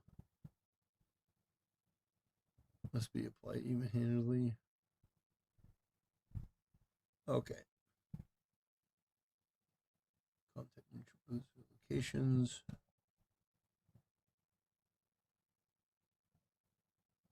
It says in festival cases, courts have held that some content neutral booth or location rules for expressive activity, but struck down or scrutinized attempts to silence preaching based on annoyance or content. This whole video is so weird, a bit of a cultural shock for me. Yeah. It says, is a street preacher allowed to have a portable speaker at a public park? Yeah, I'm doing that right now. I'm asking about the is a street preacher allowed to have a portable speaker at a public park? That's the question. That's the question that I'm asking right now. So you can see that right there. That's what we're currently asking. That's what we're inquiring about. Yes, a street preacher is generally allowed to use a portable speaker in a public park, but it is subject to reasonable content-neutral restrictions under the First Amendment. Public parks are a traditional public forum with strong free speech protections, and amplification can be part of an effective expression, as recognized by the Supreme Court. However, cities can regulate volume, timing, and permitting to protect the park's use by others and prevent excessive noise. So it seems like, yes, they can have it, but the city can say, well, it can only be this loud. So they cannot ban a street preacher from having a portable speaker. They can't do that. But they can say, well, it has to be this level of decibel. So if you go above this decibel, then we're gonna say that this is wrong. This has been really informative. I didn't know this. I didn't know they were allowed to have the amplification device. Yeah, so in the end, he can stay there. They shouldn't have tried to trespass him. He was perfectly within his rights. He did absolutely nothing wrong. But he was a Christian, and he was spreading Christian messages, and they didn't like that. So they said, you know what, we're going to throw our weight around. Now, what I want to see is if Grok can give me a conclusion, give me more information on the story in this video. Is there a conclusion? What happened to the man. What happened to the cops? Okay. The man should have let the police carry through their threat. Payday. Yeah. Time, place, and manner doctrine allows the government to regulate when, where, and how speech occurs in public spaces. That's not, I think that is an overbroad interpretation, Reno. I don't think that you can, the government can't just say, okay, see, you have to think about this logically. You have to think about it logically. If the government can just say, we determine the time, place, or manner where you can speak, then they could do that all the time and it would be a violation of the First Amendment. They have to have reasonable standards here. And I think in this case, it says that yes, you can have a loudspeaker. You can talk, even at an event. They said even with a private rented event, you can still be there. You can still street preach. The Supreme Court has confirmed this. You can still have a loudspeaker. They can put certain city, ordinances on that, but they can't prevent you from being there. There's no, what is the interpretation? Okay, we can look at that. We can look at that. Sure. What are some of the restrictions? Because it's been pretty clear up to this point that the government cannot impede your ability to speak in public. It is a violation of your First Amendment right. It says, the video is from an incident on or around May 30th, 2026, during Pride Month at Kissimmee Lakefront Park in Lakefront Park in Kissimmee, Florida, during a Pride Fest event. It shows Kissimmee Police Department officers, including Sergeant Mercado, interacting with a group of Christian evangelist preachers in a public park. The officers were issuing a trespass warning at the request of the event coordinator, directing the Christians to leave the area or face trespass charges. The video, roughly 7 minutes long, captures heated but non-violent exchanges with one prominent black male preacher in a Jesus Save shirt arguing with officers, especially a female sergeant, about free speech rights in the public park, amplified preaching, and whether an event permit can exclude somebody. Key location, public park, traditional public forum under U.S. law, hosted a Pride Fest LGBTQ event with tents, rainbow flags, vendors, and attendees. The Christians were evangelicals preaching, some with amplifications like a megaphone. Police role. Police explained the trespass warnings stemmed from the event's permit and the coordinator's request to remove unwanted activity. They told the group to leave the event area or the park in some exchanges and referenced turning off the amplification. The man preacher, he actively engages officers, questions the trespass on public property. Outcome of the video, the Christians complied with the directive to leave the immediate area. No physical altercations is their conclusion afterwards. There's no legal conclusion or court ruling. The Christian group released body cam footage from the encounter, contacted the Kissimmee mayor, spoke with their lawyer, and has been waiting for a follow-up from the chief of police. They are challenging the trespass warning as a First Amendment violation, arguing that a public park cannot be effectively privatized for an event to exclude opposing views. True. Religious speech / counter preaching and that event permits do not override public forum protections. They have called for accountability, attacking the department, and stated they plan to return and continue preaching. Absolutely based. Absolutely based. Absolutely based. Police department interviews. No, they can have the loudspeaker. They can do whatever they want. They can have the shirt. They can have the loudspeaker. We're going to look more into that. I think that's wrong. You received a trespass warning from a group. Complied. Okay. No discipline charges. Let's see. Prior to legal, no. Public parks are generally considered traditional public forums with strong free speech protections. Courts have often ruled that event permits do not automatically allow viewpoint-based exclusion of speakers. So, right there. Courts have often ruled that event permits do not automatically allow viewpoint exclusion speakers. So, religious counter-protesters from open public areas. Though specifics like disruption, time, place, manner, rules, or actual permits can matter.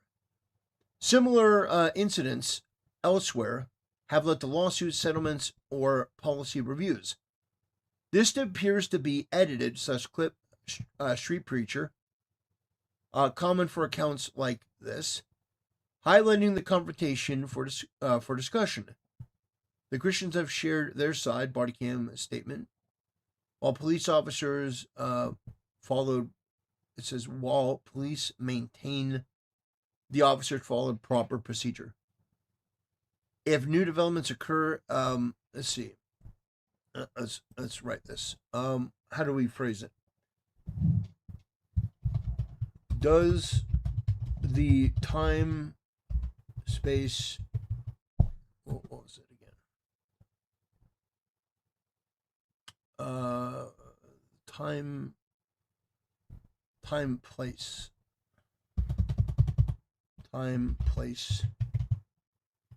manner, restrictions, prevent a street preacher from using a portable speaker if prevent does actually let me change that. Does the government have the ability based on the restrictions to prevent a street preacher from using a portable speaker at a public park that was rented for a private event? Okay, we'll see. That's a mouthful. That's a mouthful.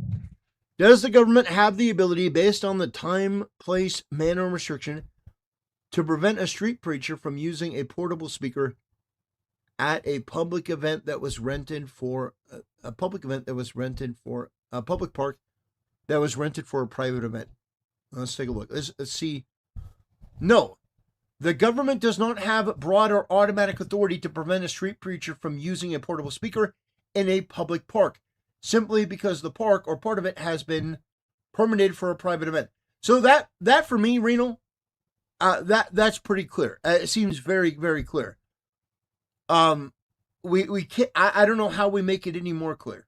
That no, the government does not have the ability to tell you that you can't have the portable speaker there. Public parks are traditional public forums. So this seems to be pretty clear. Do not convert them into private property. Okay. The government can impose reasonable restrictions on speech in public forums under the time, place, and manner doctrine. These must satisfy a three-part test established by the Supreme Court. So this will be interesting. They did try to trespass him, but the speaker, what is the three-part? 1, content neutral. The restriction must be justified without reference to the content or viewpoint of the speech.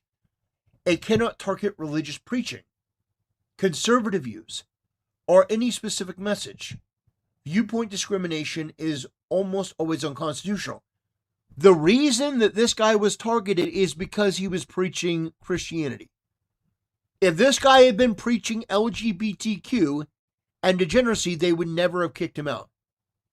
Narrowly tailored to serve a significant government interest. Interesting. So they can't even kick them out because the coordinator says to. It has to be a significant government interest. Controlling excessive noise, managing crowds, protecting public safety, or preventing traffic disruption.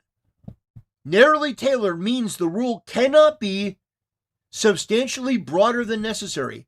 It does not have to be the absolute least it does not have to be the absolute least restrictive option. Okay? No, that's not what that means. No. Meaning that if the event you can't use a loudspeaker, that's not what that means at all. No, you have to meet. These must satisfy a 3-part test. So each of the criteria needs to be met for them to enact time, place, manner. Isn't that correct? The government can impose reasonable restrictions on speech in public forums under the time, place, manner doctrine. These must satisfy a 3-part test. So the 3-part is it has to meet all of these. Most clearly articulated in Ward versus Rock against racism.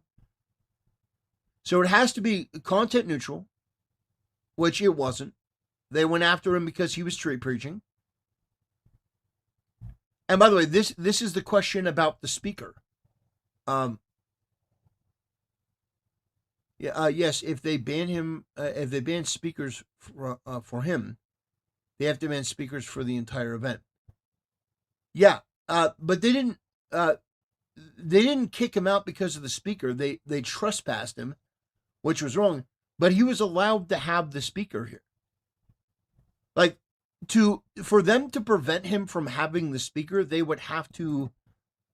It's not just one of these; it's all 3 of these. We haven't even got to the last one. Leave open ample alternative channels for communication. Speakers must still have meaningful ways to convey their message. Speaking without amplification, moving to another part of the park, or using signs or handouts. So that one, I think you would have a point there, because they did ask him to move, but he did move. He moved, and then they asked him to move again. So basically, for all intents and purposes, they kicked him out of the event. They said, you're not allowed anywhere near this. So I would say that you would have a point here. This is probably the strongest one for your case, because they need to have a meaningful way to convey their message, speaking without amplification. But they didn't offer to let him. The only problem is, speaking without amplification, the guy offered to turn off his amplifier and they still kicked him out. So I think even in the most charitable interpretation, RINO, I think you're wrong. Even in the most charitable interpretation, they shouldn't have kicked this guy out. But I don't even think they should have been able to remove the amplification. I don't think they should have been able to remove that at all. Yeah, they had no right to. I think he should be able to have his speaker there. Now, I want you to keep in mind also that we're arguing the semantics of this. The reality is, the left will bring bullhorns anywhere they want. They'll bring air horns. The truth is, the letter of the law to this, I don't give a shit. I mean, it's interesting. It's fascinating. That's why I look into it. I don't care. I don't care. The letter of the law to me, if the law says that you as a preacher can't have a speaker at an LGBTQ event where you're by yourself, then the law needs to change. But I think the law already, as it is, can be interpreted in the best possible way for the preacher and not to protect the LGBTQ degenerates. I think that those freaks, I think that they need to be oppressed and persecuted. I think that we need to use the laws in our favor, not theirs. Not to try to find a way to justify taking the speaker away from the preacher. I think we need to find a way to make sure that if you interrupt the preacher with his speaker, there's something, you lose your job. Yeah. So I'm not interested in trying to, we need to adhere to the leftist interpretation of the rules. We need to use the rules from these places to crush these people. I don't care if a place is roped off. If you have an LGBTQ event, should not ever be able to be had in public. So this should never have happened in the first place, because you shouldn't be able to have LGBTQ public events. That's my take on it. If the preacher wants to walk around with a gigantic boombox on his back, I don't care. It's semantics. The preacher was in the right as far as I'm concerned. I wish there were 100 more like him. And I wish that they would go to that event. And I wish that they would continue to broadcast the word while these degenerates, these LGBTQ freaks are promoting this absolute garbage. You know? Yeah. Most public events here too have area markings and basic security. That's good. Okay. Yeah, I'm all about. I'm at the point now where I'm looking at the law, and it can be interpreted. I don't think it can be interpreted reasonably in what RINO is saying in terms of the speaker. But I understand where he's coming from. But I honestly don't care. This shouldn't even be a conversation. Of course, the street preacher should be able to have a speaker at an event where he's talking to these demons. He's spreading a message of Jesus Christ. I don't care about the city ordinance or anything like that. He has a First Amendment right to be there as far as I'm concerned. And I think that getting in the way of that, I think those cops should be ashamed of themselves. I really do. I think you should be absolutely ashamed.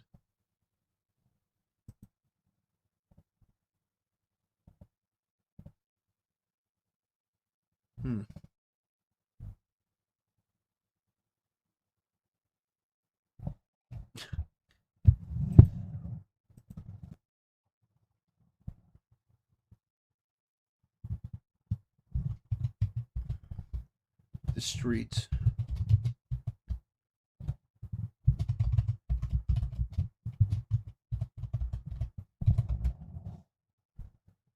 Oh gosh.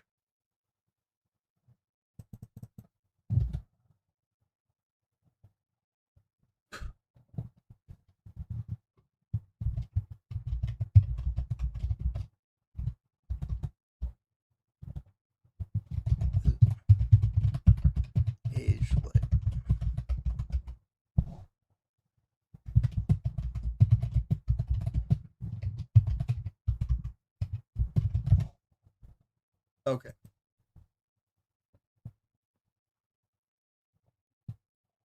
Yeah, he can go up to people and talk. He can legally bring a speaker. Legally, he can do whatever the hell he wants. I mean, if he's preaching the word, I think he should be free to do anything that he wants. If he wants to have a loudspeaker to help broadcast his message in the midst of that filth, I think that's great. To watch videos.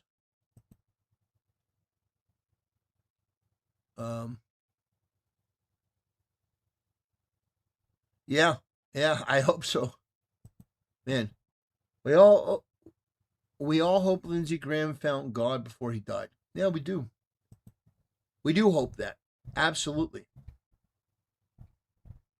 Okay.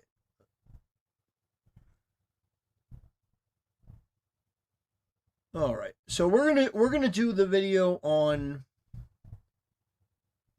Let me do the video on Candace Owens. Okay. Let me do the video on Candace Owens. That's what we're gonna do.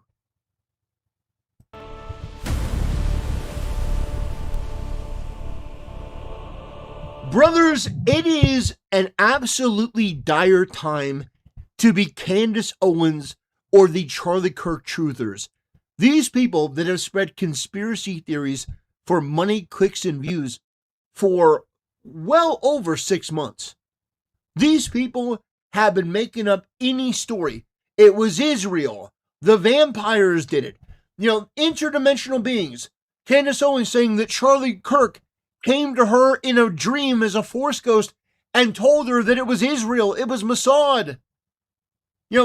Candace Owens alluding, implying that Erica Kirk had her husband killed. The implication of that. There has been so much crack pottery and insanity, and I don't think that Candace Owens actually believes any of it, but I think that she's gone too far into the lunacy. She understands that in order to get views at this point, she has to be sensationalistic and she has to be outrageous. Now, I could be totally wrong. Candace Owens could just be totally crazy, but I do think that there is a calculated element to this. That she's saying these things to be outrageous to get people to view, to funnel traffic into her videos. And I can tell that because you can see a sort of pattern. At first, Candace Owens was saying things that a lot of people agreed with. They were like, this is rather reasonable. And over time, it's gotten to the point where it's so unhinged, it's so insane, that nobody in their right mind actually buys into this. Nobody in their right mind believes Candace Owens. In fact, the conspiracy theory now is that Candace Owens is actually an Israeli op to make critics of Israel look retarded. I'm not kidding.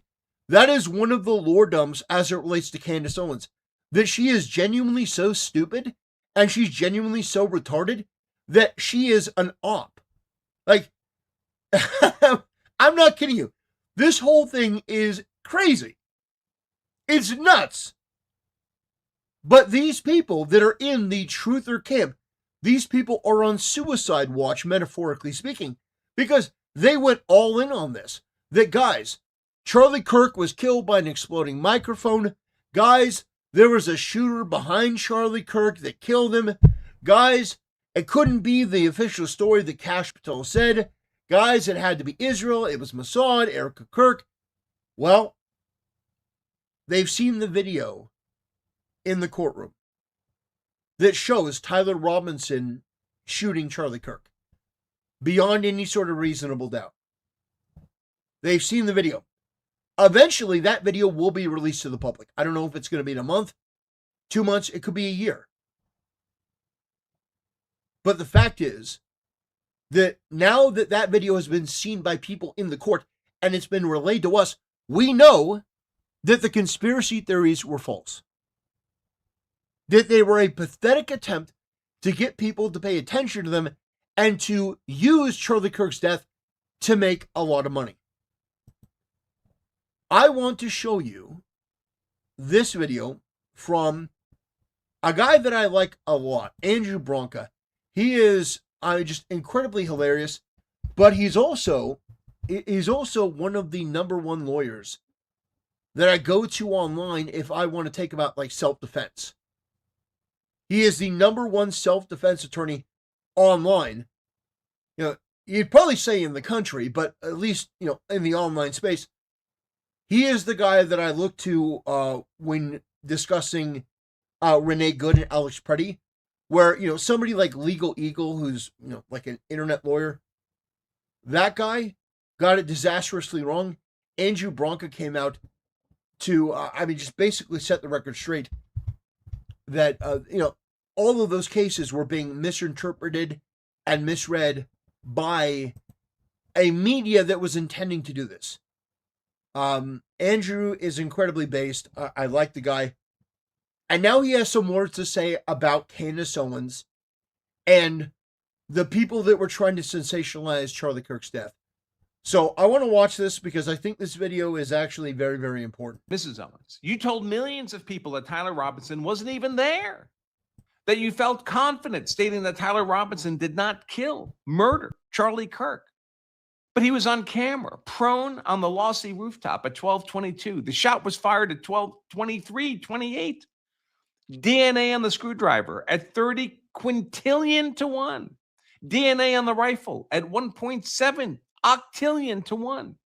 He told his family what he did. His parents helped him surrender. He texted his roommate, I'm sorry. He engraved, hey, fascist, catch on the ammunition a month before he used it. You, Candace Owens, said police didn't even question Lance Twiggs. He was interviewed twice. He was interviewed by the FBI the morning after. Joint state-federal team 7 months later. His own attorney. Voluntary phone surrender. You laughed when you said it. You told Sean Ryan's a podcast host, I think a former Navy SEAL or Delta guy, I forget. You told Sean Ryan a shaped charge killed Charlie, an explosive. The PETN, the explosive compound, was in his microphone, so his microphone blew up. He was remotely assassinated. But bullet fragments, the medical examiner says it was a gunshot wound. Bullet fragments were recovered from his body. A 30-06 Mauser with Robinson's DNA was found in the woods. Neither side, not the prosecution, not the defense, has mentioned explosives, not once in 4 days of probable cause hearing. You said the shot came from below, but the building is above the amphitheater. You called Erica Kirk a clinical psychopath to an audience of millions. You said the assassination was an occult ritual. You said Charlie was sitting in a pentagram. You told people Israel killed him because he refused Netanyahu. You made over 100 episodes. You built a franchise. And his irritation and frustration is 1,000% warranted. It is 1,000% warranted, his frustration and his irritation. Now, let me pose a question to you guys, okay?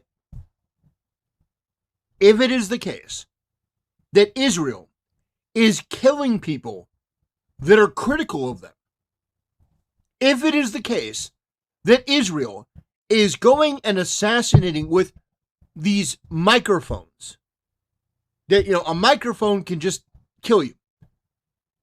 You mean to tell me that they would take out Charlie Kirk, but Candace Owens, who has been blaming them for Charlie Kirk's death, criticizing them all the time, why wouldn't they take out her? How is she still alive? You see what I mean? It doesn't make sense when you actually think about it. Hasan Piker, why is he alive? Why are these people alive? But Charlie Kirk, a guy that supported Israel, he was being more critical of Israel, but he still supported Israel.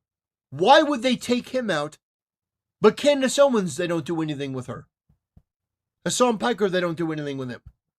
Mehdi Hasan, they don't do anything. Cenk Uygur, they don't do anything with these people.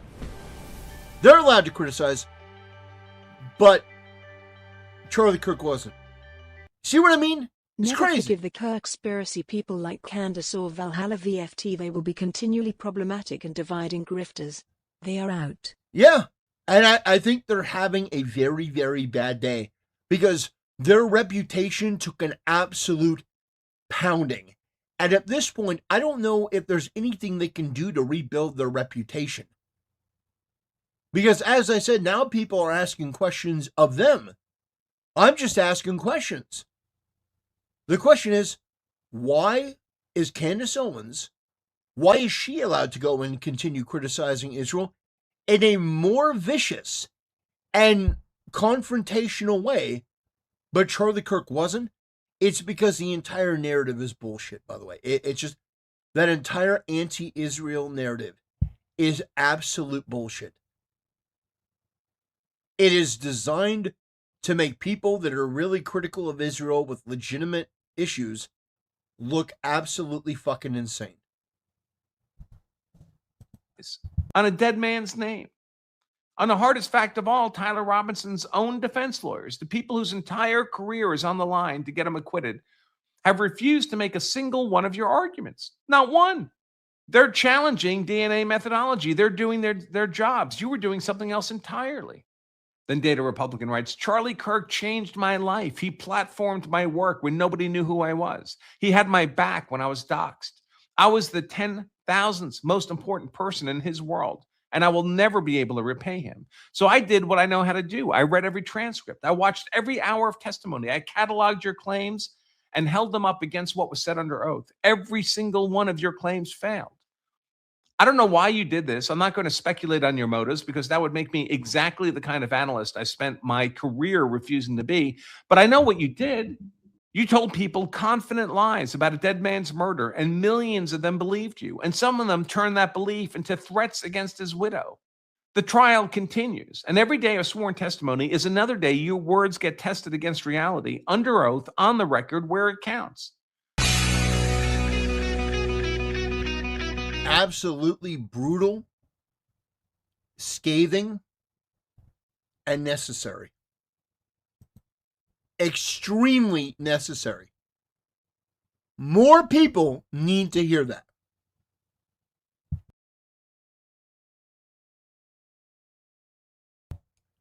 More people need to hear it. Candace Owens and people like her were parroting this stuff with no information, no duty of care, no interest in backing any of it up. They didn't care. She said that Charlie Kirk came to her in a dream as a Force ghost. It was a Force ghost. He appeared. Candace. I can't do a Charlie Kirk impression. Candace, I'm here to tell you, they killed me. They killed me, Candace. And only you can figure that, like, she embellishes. It's like this true crime brain rot. Now, I think, honestly, that Erica Kirk needs to sue Candace Owens. I do. I think Erica Kirk needs to sue Candace Owens and all of these other grifters into oblivion. I think she needs to take everything that Candace has. Basically, take all of her husband's money, put them in the poorhouse. On principle, she needs to do that. Erica Kirk is going to do her own thing, but she needs to. Erica Kirk, I'm really sorry for what you had to go through. And during the whole time, I'll admit, there were moments where I thought your reaction was kind of odd, kind of weird. But then again, I don't know what it would be like to be in that position where your husband had built this absolute juggernaut of a political machine and you feel that you have to be strong for him and continue on and be CEO. I don't agree with her being CEO of Turning Point USA or anything like that. But Charlie had built this juggernaut, and her response, a lot of people, they criticized it, and they were just vicious. Brutally vicious. Scourges like Diligent Denizen monetize Kirk's death with BS. Shame on them. And he continues to post nonsense. Yeah. X lets him dominate spaces. Yeah. That's absolutely disgusting. Absolutely disgusting what they did to her. And there were other people as well. Like, I will give criticism to Tim Pool and the quartering. That while, people were looking for information about Charlie Kirk, Tim Pool was saying, sources are that Charlie's stable. Asmongold said he sent he showed the video of Charlie Kirk to his dad, who was a veteran, and his dad, he was like, oh, well, they think that Charlie Kirk might make it. And his dad looked at him and goes, there's no way. There's no way. It's like, those people are bullshitting. There's no way. But people were hanging on the every word. I think the last person to admit Charlie Kirk was dead was probably the quartering. Trying to milk every bit of that for his own interests. It's disgusting. But after this trial, I hope that Charlie Kirk, I hope that he can finally rest in peace. I hope that we can get justice for this. I hope that Tyler Robinson faces the death penalty. And honestly, I hope a lot of people reach out to Erica Kirk to apologize to her for the way that they reacted to her, for the way that they treated her, what they put her through, on the word of people that should never have been trusted in the first place. I do hope that she is able to recover. And I mean, it may take a while, but I hope she's able to, regain some sanity. It's brutal. Just absolutely brutal. Anyway, I wanted to bring this to your attention. It's just, Andrew Bronca, I think, is fantastic. I think he's great. I'm so tired of these people on the left. These people in the grifter space. Candace Owens and people like her. They have no regard for the truth. They have no regard for the truth. Look at this. I want to show you this before we go. Okay? I want to show you this. I don't know if you guys have seen this. But let me warn you, this is absolutely brutal. She's a female. She's like, I'm just scared. And I'm looking online and people are saying they're just saying that they want me to die. And I'm just so overwhelmed right now, Mr. Vice President. I'm just so overwhelmed. Dab, dab, dab, no tears. I'm so overwhelmed. And he was probably like, oh my God. And my kids, I just don't want my kids to be an orphan, Mr. Vice President. I'm so sorry. That's what I think went down. Wow, that is pretty evil. And that was Candace Owens talking about Erica Kirk, somebody that lost her husband.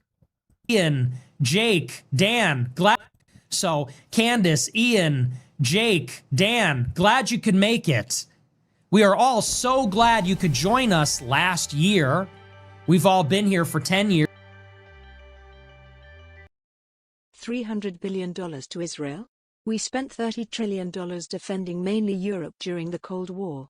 People pretending everyone isn't freeloading off us. That's true. Trump has said as much. We've been spending too much money on Africa.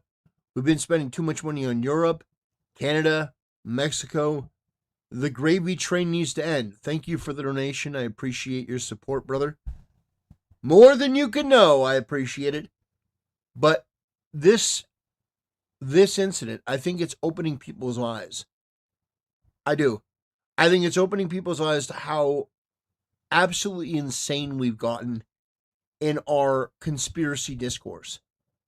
That while it's true that there are some things that are not in line with what the establishment status quo says, there are also things where you go too far. We're so glad, Dan, that you could put down your paintball tournament to be here and actually engage with politics at the age of 45.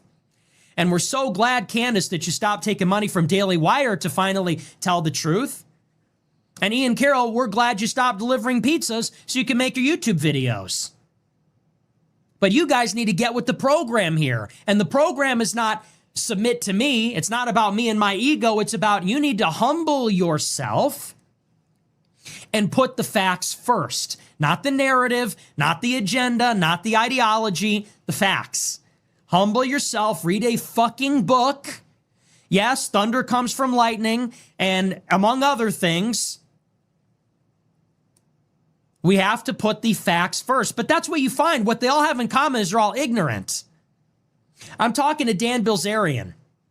He says, why did you praise Stalin? I said, well, wait a second. You praise Hitler all the time. He goes, well, Hitler didn't do anything wrong. I'm like, Hitler wanted to invade Russia, enslave and kill all the Slavs, and turn Russia into an America-like frontier for Germans to have living space. I said, so what makes Stalin so much worse than Hitler? He said, well, that's Jewish propaganda. I said, that's from Mein Kampf. He said, well, it's hard. Oh my gosh. Yeah. I mean, These are the people that are running the conspiracy theories. I miss the old days of Alex Jones. At least his conspiracies were somewhat believable and they were wildly entertaining. But these new conspiracies, they're just slop. To know what to believe these days. What's the average age of a Republican primary voter in the district you're running in? I don't know. 8. Yeah. Everyone that pushed this Charlie Kirk conspiracy theory grifted on the anti-Israel bandwagon. Grifted on the anti-Israel bandwagon a year ago and are completely ignorant. I think he's right. I do think he is right. I think he is absolutely correct. I think these people saw that there was momentum and popularity, but I think that, okay. I think that's what they did. They jumped on board. I have to tell you guys something before we get into comments, because I need to know that I'm not the only person who didn't know this. Okay, I didn't know this, but also Savannah didn't know this, so at least 2 of us didn't know this. I was on a walk with my husband, and it was thundering, I think, and I was like, oh, no big deal, we can keep walking because there's no lightning. And he was like, what do you mean by that? And I said, it's just thunder. Lightning is the problem. And then my husband was like, that it can't thunder without lightning, right? That thunder is the sound of lightning. My mind was completely blown. I promise you, in my 35 years of living, I had never heard that. And I just need to know in the live chat right now if this is just a girl thing, because me and Savannah didn't know this, or is this literally just me and Savannah are the only people in the entire world who didn't know this, or... Oh my gosh. Oh, no. No. Oh, so apparently you didn't hear, when you see a flash of lightning, you count the seconds until the thunder to determine how far away the lightning is. So you see a flash of lightning. Oh, man, the husband just realizing that his wife is retarded. Oh, man. Woo. When you see a flash of lightning, you start counting. 1 Mississippi, 2 Mississippi, 3 Mississippi. And then when you hear the thunder, that's how many miles away it is. That's what they say. Man, that's brutal. Are you shaken to your core as I was yesterday and as Savannah was this morning, learning that thunder is the sound of lightning? I don't know, guys. I have to just kind of share with you random tidbits of... This is like an AOC moment. This is genuinely an AOC moment. Oh, gosh. People are finally waking up to the fact that Candace Owens is a BS artist. Yeah. So, oh, gosh. Oh, man. All right, we're going to watch this. Palestine is literally ran through 304, okay, gang? Israel is a high-value alpha country, and these are actual facts. Stupid. Are you kidding me? Do you know how high Israel's body count is? That's stupid. Israel's body count? Palestine has a way higher body count, folks. We offered you an official state years ago, and you turned it down. But now that you're Iran through and ready to settle down, you're demanding one? Get real, gang. Palestine's gonna die alone because of the choices you made. I ran through. Okay, this is great. That's stupid. Israel's body count? Palestine has a way higher body count, folks. We offered you an official state years ago and you turned it down. But now that you're Iran through and ready to settle down, you're demanding one? Get real, gang. Palestine's gonna die alone because of the choices you made. Stupid. Maybe we would like to negotiate with a real state that has something to offer us, instead of a bunch of bitter Israel. I'd rather be an Israel than a Gaza stripper. You people put the Israel.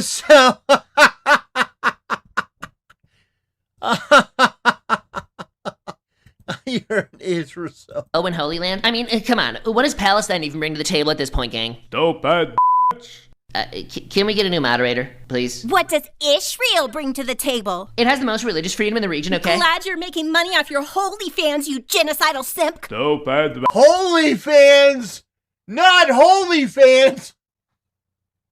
Oh no! Not holy fans! Oh gosh! No, we don't like the holy fans. Why is it that when Israel adds to its body count, that's genocide, but when Palestine does it, it's empowering? Because it's harder for Palestine to do it, and they started it. Oh, they started it? I wasn't saying they. I was saying they. Who's they, though? They are the ones who started it. No, not not that they. So they started it? What is this, Abbott and Costello's Jews on first? I'm done debating this. Israel's a high-value alpha. End of story. Is that why you all whore out for it? All work seems like prostitution when you're used to begging for handouts. Why don't you just admit you hate Jews, gang? She can't. Blacks are the real Jews. Okay, why is he here? I'm the new moderator. Yo, stupid bitch. This stupid bitch. Blacks aren't the real Jews. In fact, maybe Jews are the real blacks. You ever think of that, gang? And you ain't black. I literally have a #1 best-selling rap song. I have a successful media career. Why are you so obsessed with my sex life? Maybe you're the degenerates here. You probably both drink the blood of Christian That's Shmuley. children. Okay, Rabbi Shmuley, no. what is he doing here? I'm the moderator? No, you're not. That's it. I'm dropping a diss track. If you really were black, And no don't Palestine rap is over black. me. This If isn't you your really show. don't- This Daily Wire should rename itself the Daily Nazis and Candace, Queen of the Anti-Semites. Where were you when Bashar al-Assad killed 600,000 Arab children? Do you have any idea how many Jews died in the Holocaust? What's happened to my people? I'm gonna let you finish. But Palestine had the greatest victim narrative of all time. Can we get new moderators, please? I'm trying to rap. Stupid. Hold up, I got you. So you mentioned Netanyahu, right?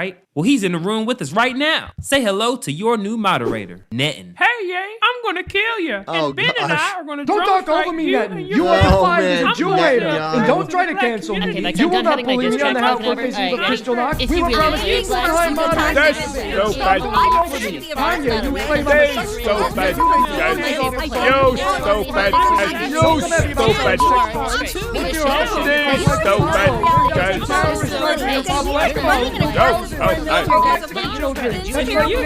I'd like you to speak. Let me speak. Blood libel, blood libel, blood libel, blood libel, blood libel, blood libel. The dark-faced pony shoulders are distracted, Your Holiness. The Israel-Palestine conflict has them completely consumed. Excellent. And our political commentators have been sneaking the subliminal messaging into their work. Yes, Your Holiness. It is time to claim what is ours. Absolutely based.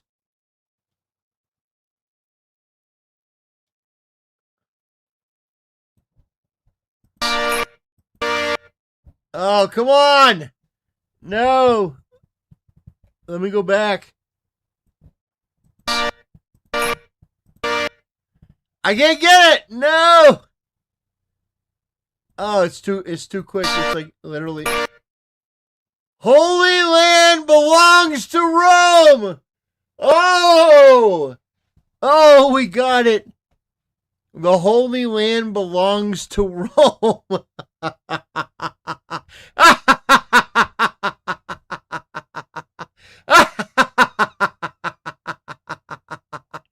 Oh. Oh.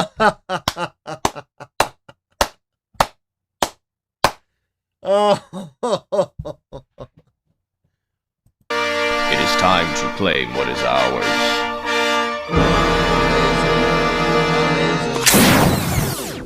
Great job, Freedom Tunes. Great job, Freedom Tunes. That was amazing. Great job. Fantastic. Man, you love to see it. You love to see it. We're so back, baby. Anyway, that'll do it for this video about Candace Owens. I want to thank you guys for watching, and I'll see you next time. All right. Let me upload this video from about Candace Owens, and we will move on and cover.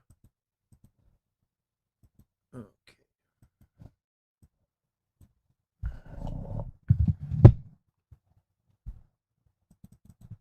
Candace Owens and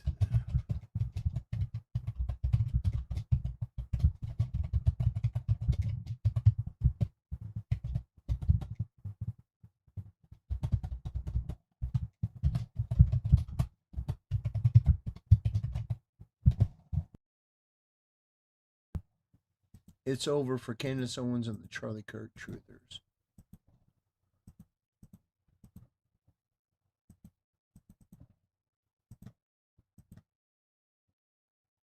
Okay. All right. Let me go through and see. Let's go. Okay. We got.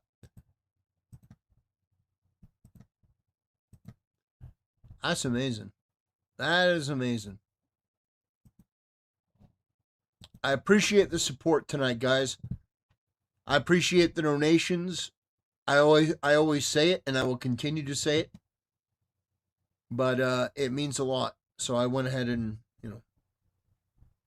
acknowledge all those. Let's continue on. But I always like to let you guys know how much I appreciate your contributions. I know a lot of other content creators treat it as this dismissive thing, but for me, I could never do that. I just appreciate. I appreciate you guys giving to the channel. You don't have to. You're not obligated to, and that's part of why it's so amazing. It's just incredible that people are so unbelievably generous. Like, insanely generous. So thank you. You guys allow me to continue doing what I do. Okay. You want to know what I think? I think that you're running out of time. Yeah.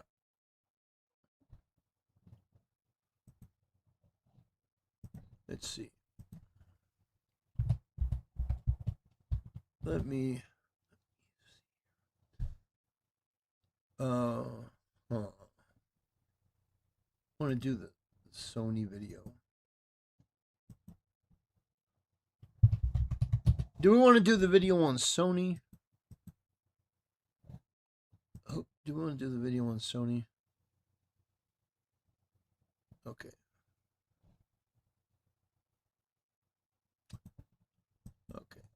Okay. Yeah, we'll do the video on Sony.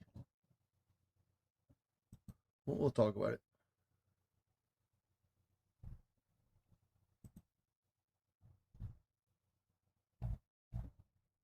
Yeah, Elon Musk should buy YouTube.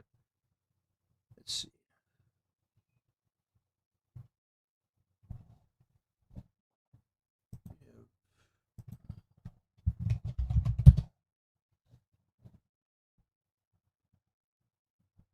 It's inevitable.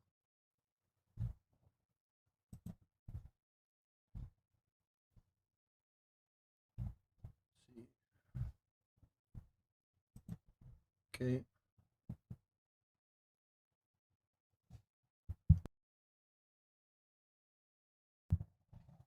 Man. Reports claim Sony believes it doesn't need to stay in close contact with PlayStation fans because it trusts the strength of the brand. That is crazy. That is absolutely crazy. Oof, man. All right. So we're going to get into the Sony video. I just need 1 second to get everything in order. We're going to take a look at from I want to pull the video.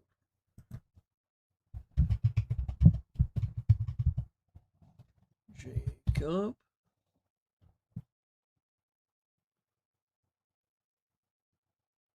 Okay. All right. So, number 3.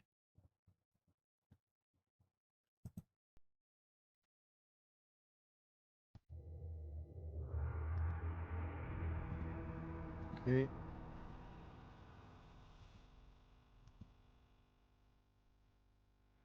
Okay.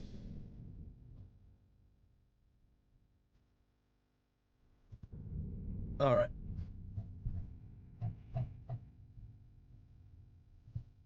All right. We got it, guys. I appreciate your patience. I just had to make sure that everything, all the, I's are dotted, the T's are crossed. We want to make this look good. So I appreciate your indulgence and patience as part of the stream experience. You get a little bit of behind the scenes. But I just wanted to make sure I had all of the videos and all the things that I wanted to cover. So thank you. I appreciate it. Okay? Actually, now that I mention that, of course, I always, have clips and stuff ready. But then I always think of more things to add. I always think of more things to add.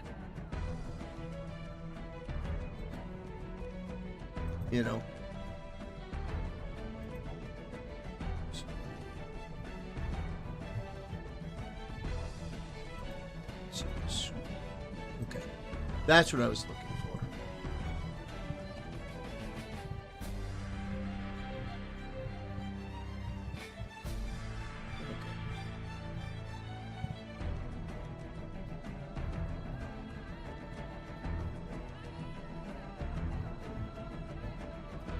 Purchase.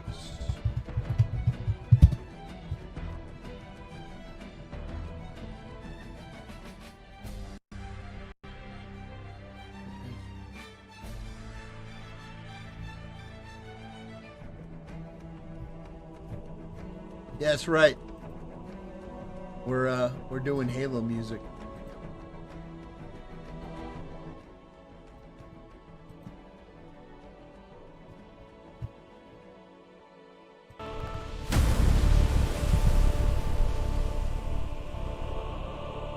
Brothers, Sony as a company has become too arrogant, and they need to be humbled. In the same way that Microsoft and Xbox had to be humbled with the Xbox One. You see, Xbox was riding high off of the success of the Xbox 360, and they thought they could do no wrong. They thought that they had cornered the market. There's no way that PlayStation was going to be able to come back after the PS3. They said, we've got this. The future is ours. But they made a series of rather indefensible and just incomprehensible blunders. One of them was always online DRM. One of them was, if you recall, do you remember the Kinect? Do you remember the Kinect that was always online, always watching? It was an integral part of the Xbox One. People hated it with a passion. They didn't want this thing to always have DRM. And Don Mattress, was it Don Matrix? Don Mattress? Whatever the hell his name is, nobody cares or remembers what his name is. They remember what he said, which was to Jeff Keighley, that if you don't have internet, we got a console for you, which is the Xbox 360. The arrogance. They try to come up with this convoluted system for you to, basically rent your games to other people, but you couldn't just hand them the disc. You had to do this weird thing that people were not on board with. And so at the time, PlayStation 4 came out, and they showed the trailer, the infamous trailer, of one person at Sony handing a disc, a hardcover disc, to somebody else. Like, this is how you share games under the Sony brand. And it was devastating. And keep in mind, Xbox 360 was, at the time, the biggest console. It was huge. But it killed the brand. No matter how strong you think you are only as strong as your last successful console. But this company, Sony, they've had some success with the PS4, they had some success with the PS5, and they thought, we are too big to fail. Well, I'm here to tell you, that's not true. You are not too big to fail. In fact, you are failing. So, first and foremost, let's take a look. We have PlayStation announcing that they are going to be getting rid of physical discs going forward. So, they're saying, guys, when you go into a store, we're not going to have physical discs. Not really. They're going to be like little, gift cards, basically. Everyone loves opening up a gift on Christmas morning, and it's like a gift card so that you can go buy your favorite game. Instead of the experience of opening, Ocarina of Time on the N64, or opening up, Wind Waker on the GameCube, Christmas morning. Now you get a gift card. Thanks, Sony. There was a magic around physical media. And while it wasn't perfect by any means, because companies for a long time have been requiring you download things day one, and there's a lot of hoops that you have to jump through. There was still something about physical media that was just special. So, now they've done away with it. And you know what the ramification has been? Their reputation as a company has taken an absolute pounding. An absolute pounding. This is the community note. Phasing out physical PlayStation media raises anti-consumer concerns, chiefly the loss of game ownership. Moving entirely digital means users buy revocable licenses rather than permanent assets, allowing Sony to pull access at will while limiting sales and preservation. So, this is the statement that really made me want to do this video. Reports claim Sony believes it doesn't have to stay in close contact with PlayStation fans because it trusts the strength of the PlayStation brand and loyalty of its community. So we don't even have to talk to people. They're going to be loyal to the brand. No! Wake up call! Hello! Are you retarded? No! There is no real loyalty to your brand other than a very niche couple of people. When it becomes clear that other companies are doing things that you're not, they are going to jump ship. The number of people that are going to go down with the PlayStation ship is actually shockingly low. Because at the end of the day, while they may have their preferred brand, they may have their preferred PlayStation, they're not going to go down with the ship. They're going to play what their friends are playing. They're going to make the jump. Now, the reason I mention that is because it says apparently it wasn't just Sony president and CEO Hiroki Totoki, say that 10 times fast, who sold stock days after PlayStation announced an end of disc. So basically, the CEO of Sony was selling his stocks after they announced the end of discs. They know that this is going to hurt. Multiple Sony executives have also been selling their shares following the backlash, but I thought Sony said the outrage was fake. Yeah, they're getting their money out. The Adventure of Elliot, the Millennium wins Player's Choice for June. Sony, so basically on every post now, they're doing the all digital thing. Analyst says Sony's move to digital only was inevitable. Compares it to Apple removing CD drives. Industry analyst David Ahmed believes Sony's move to all digital was only a matter of time. He compared it to Apple removing CD drives from its laptops in 2008. At the time, many people complained, but Ahmed said not a single person is complaining about it today. Ahmed also believes Sony was always going to reach this point, saying if not PS6 then PS7, because the console market is now nearly entirely digital. However, he says the bigger issue isn't the end of physical games, and said the industry should focus on improving digital consumer rights. He's right, including game ownership, refunds, gifting, and family sharing. Yeah, he is right about that. But here's what's going to happen. By you focusing on digital only and you highlighting the fact that digital only is going away, you have created a very interesting opportunity for your competition. And we're going to talk about that here today. Because Xbox is making some changes. And I'm not even talking about the lady, the lady killer, woman going in there. Lady killer has a different connotation, but the woman that came in and was absolutely axing jobs. We're going to be taking a look at this. Happy to announce that soon, players will be able to insert Xbox game discs into their Xbox consoles to receive a permanent digital license of that game. Wait, What? So, let me get this straight. If I go buy Doom the Dark Ages physically at GameStop for $45 instead of buying it on the Xbox Store digitally for $70, I can just insert the disc and it will be like I bought it digitally? Yes, exactly. You would save $25. That is huge. That is huge. You guys see what I'm saying? Already, the competition is making moves to bury Sony, and it's working. It's working. You see what I mean?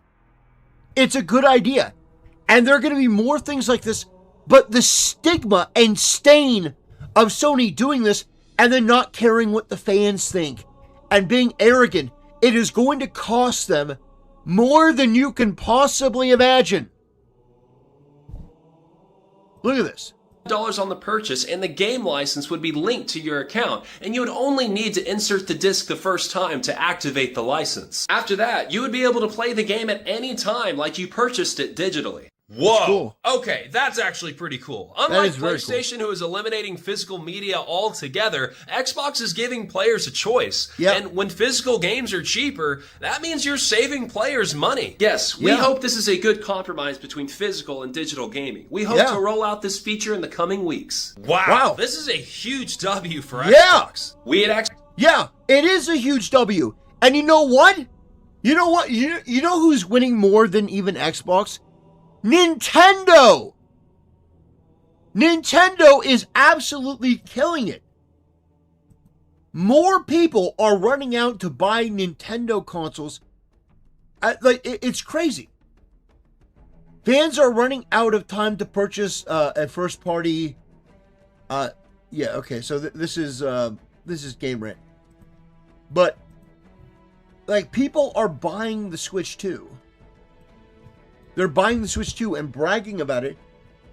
And I'm here to tell you, you know what the future is going to look like? You know, Nintendo physical. Yeah, the future is going to basically be just Nintendo. It's going to be like a Nintendo store. You walk in and everything is Nintendo. Everything is physical. It's like you're going to walk into your local Walmart and it's just going to be this. It's like, this is what it's going to be. Because people do want to buy physical discs. They do. They do. You may think it's only like a small percentage, but it's enough that people do go in and they sell out at the stores. People want to be able to have the option to go down to Walmart and buy the game. They want to be able to buy it physically. And Nintendo is even getting better with the digital key cards, which, by the way, Nintendo has said that there's no way. There's absolutely no way that their first party games are going to be all digital or going to be on key cards. But look at this. Look at this. It says, after Sony announced an all digital future, I went ahead and bought some physical games. Nintendo was the last bastion of physical media. So this person literally went out and bought a bunch of hard copy games for Switch. Like, do you see what I'm saying? Nintendo is winning. Xbox is now winning. To a lesser extent, but they are. They're already making moves. They're already making moves to embarrass PlayStation. And all of it because they were so unbelievably arrogant. So unbelievably arrogant. Here we got this story. It says, right on, bro. I'm not selling my PS5 Pro with a disk drive, but I sure as hell will be throwing my full support to physical releases, and if I buy digital, I already built a monster PC.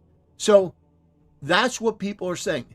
They're going to turn to Nintendo for physical media because in Japan, physical media is still crucially important to their business, and Japan is crucially important to Nintendo. But physical media is going to be like the Nintendo. Nintendo is going to be the last bastion of physical media.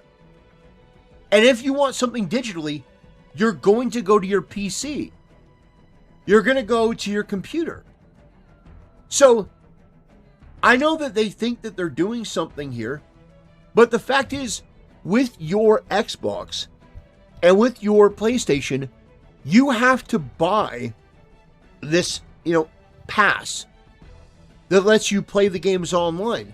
Whereas on Steam, you don't have to do that. You don't have to buy a, Steam Plus, or Steam Box Live. You can just play the games on Steam. My point here, and I want to reiterate this, Nintendo is absolutely killing it.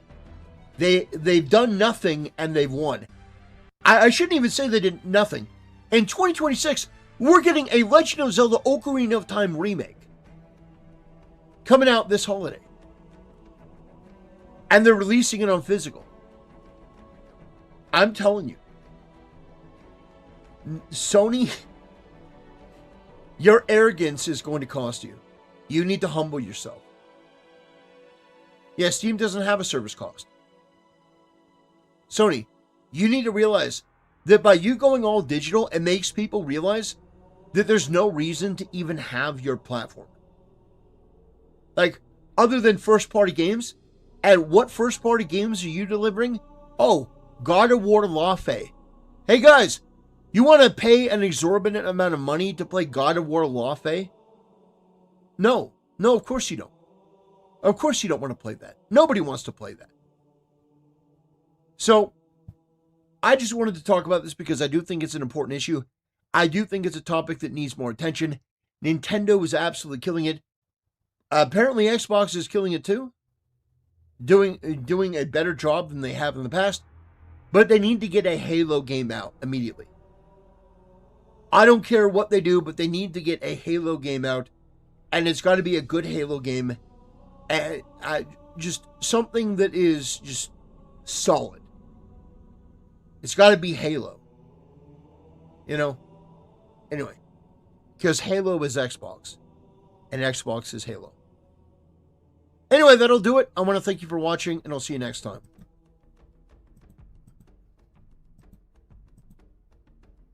Sony.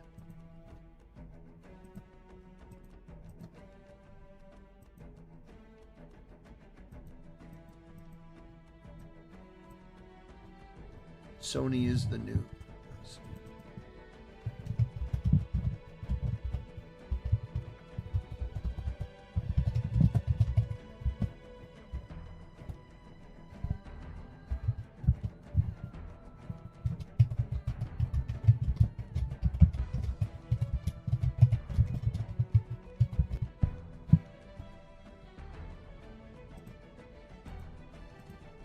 Okay.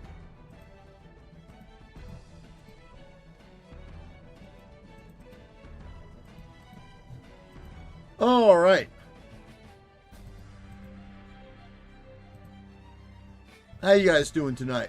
You guys doing well? You doing good? How was your weekend? How was your weekend? That's what we really need to know. Who cares? What's your boy doing? What's Baldy doing?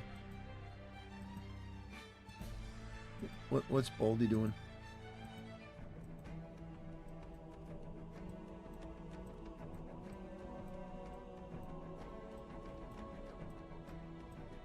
We're gonna take a look at a video.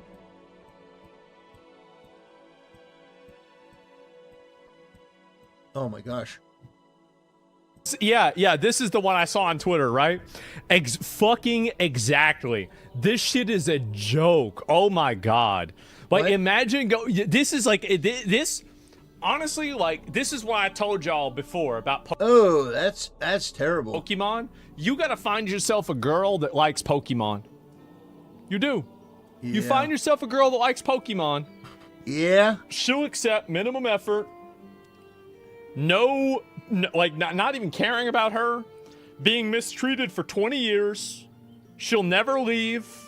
She'll keep coming back every single time. Asmund, no! I mean, these e-girls playing Pokemon, you gotta put them in an institution. Oh, man. You gotta do something about that. Oh, gosh. There's something wrong with them. Asmund, no. But she'll stop you from playing Power World? There's some e-girls that play Power World. I know them. And, yeah, is she gonna be fat, though? Nah, a lot of the girls that like Pokemon aren't. Well, actually, there's a lot of girls that look like Pokemon. I guess, you know, they love commitment. I know they do. Well, women, I mean, they love They love it. Look, all right, let's move on. To Asmon every night after he gets done streaming. So let me change this. So mac and cheese, replace this with hash browns or mashed potatoes. And if you gave me this right here, wait, is this real? Is this real? It's gonna break his heart. It's gonna break his heart. It's not real, Asmund. It's not real. Oh gosh. I don't think it's real. It's not real. Oh, look It's at how AI? sad he is. Okay, I was gonna buy one. Yeah, because if it was real, like if I could get it with hash browns, I literally so I go to Bill Miller's. Bill Miller Barbecue. And it's kind of like a chain barbecue place here in Texas. And I get, it used to be a number 7, now it's a number 3. And sometimes I'll get a number 7, which is now a 2-meat plate. And I'll go. If you've never been to Texas, if you're somebody like from the UK or you're somebody from France or you're not from the US, it needs to be a bucket list item for you to go to Texas and try their barbecue. I'm not kidding. You need to, if you are a foreigner, if you're from France, or if you're from England, or you're from China, or Australia, wherever you're from, you need to put it on your bucket list before you die. You need to fly to Texas. You need to make a trip and go and try their barbecue. Because it is the best barbecue. It is just, bar none, the best barbecue. You will not find better barbecue than Texas. And they take that very, very, very, very seriously. You will find the best food you've ever had in your life. And when you go home, you will be sad. You'll be like the quartering level sad because you know that nothing in your country will ever compare. Lean brisket, and then I'll get sausage, right? And I go back and forth. Right. And then I also get double hash browns and pinto beans as well, right? And then if there's mashed potatoes, I might get mashed potatoes too. Baked beans, they usually don't have baked beans. Now, there's other places that do have baked beans, like Black's Barbecue has baked beans. Bill Miller's does not. There's a couple other places like Moreno's, I think they have baked beans, but it's kind of like hit and miss. And so, best Texas barbecue. Boy, I could talk about barbecue for a long time. He's a Texan. I really could. That's the plates, Asmongold style. You love sausage. So, I do love sausage. Yeah. I do. I think it's delicious, but I like sausage with no sauce on it. I like eating You my like sausages sausage? raw. And Whoa, the big ones, I'll buddy. usually get Asmongold loves sausage. half of a sausage. I can't really handle a full sausage. It's really only He can't handle a full sausage. I can probably just take half of a sausage. He knows what he knows. I what do he's it with doing. no sauce, and I just eat it so I can really enjoy the flavor. Oh It's gosh, delicious. that's. Oh man. I prefer them cooked. Well, yeah, no, I eat them cooked. Yeah, no, for sure. Oh gosh. MERS, U.S. humiliated in Iran. Germany gets humiliated at home. What is this here? New Year's Eve in 2015 in Cologne, the night that traumatized thousands of women and shook Germany. I mean, Germany is so cooked. It's True. Germany is so cooked. Ever since they lost the war, they've been just, it's been on a downhill trajectory. They've never really recovered. Poor Germany. You start to feel bad after a while. Man, they are so cooked. Unbelievably cooked.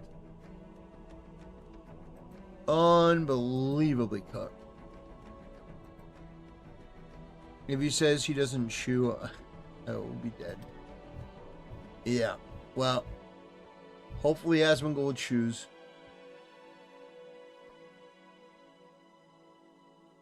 Okay, let's look at...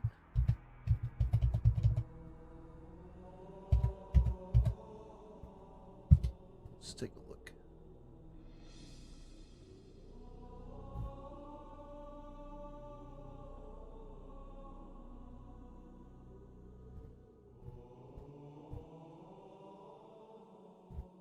Ooh.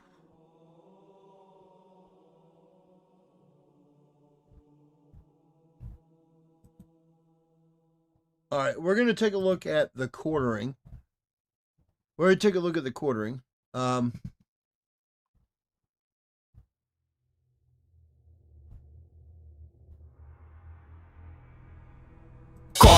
Hey! Going broke. Flag it, crash it, steal it, go. Damn, that's funny. That's funny. All right, let me try to find the actual... Can I find the actual, tag to the Quartering's channel? That's crazy. Okay, there we go. Yeah, the Quartering blocked me. Sad. Pathetic. Okay.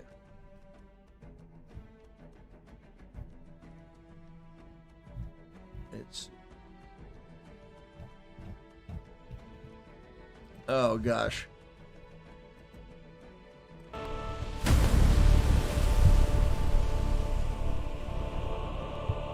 Well, brothers, it appears that the Quartering has not learned his lesson. He is still trying to antagonize people that are critical of him and his channel. And in today's video, we're going to be looking at the Quartering lying once again.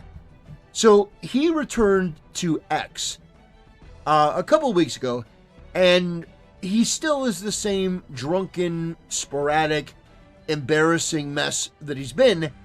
And so today we're going to be taking a look at this post from Jeremy saying, 90 degrees for opening weekend at the Ren Fair.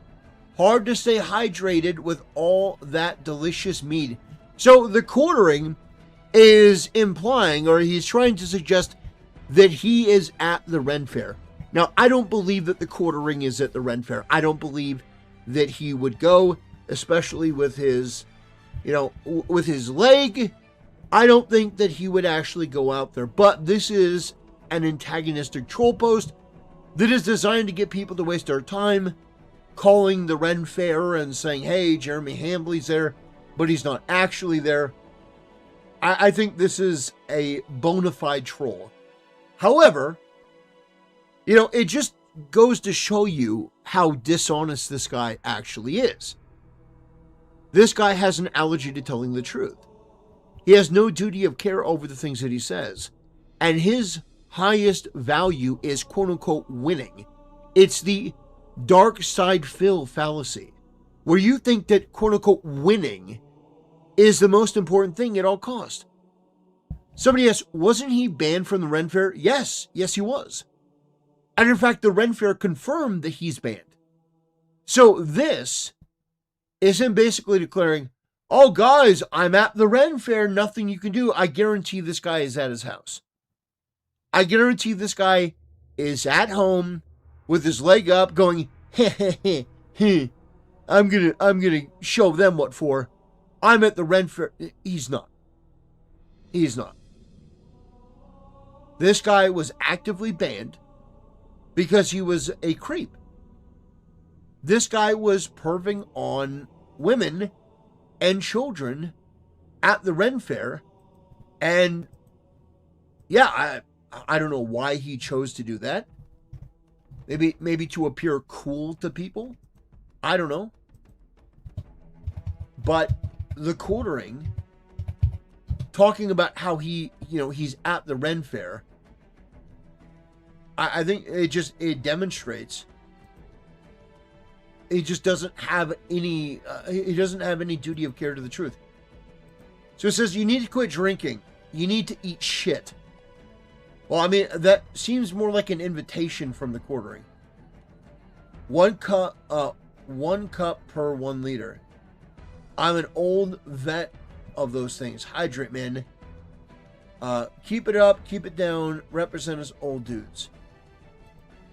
Okay. It says, yes, good. Drink, Hambly. Yeah, it's very good. Underrated post of the week. Yeah.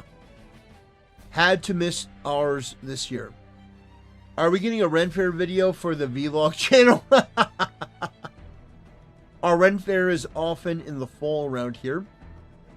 A Ren Fair vlog would be epic.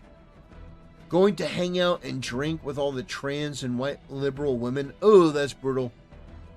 I used to go to the one in the fall. Imagine the smell. Show some pictures of the mead. Great bait. Mate. Oh no. Picture it didn't happen. This man is a pervert. Don't even lie. They didn't let your fat ass in, you pervert. Post photos of the mead. Yeah, he's not going to post photos. He's not there. He didn't actually go to the Ren Fair. This is a troll post. It's an embarrassing one. I mean, it's just, yeah. I know that some people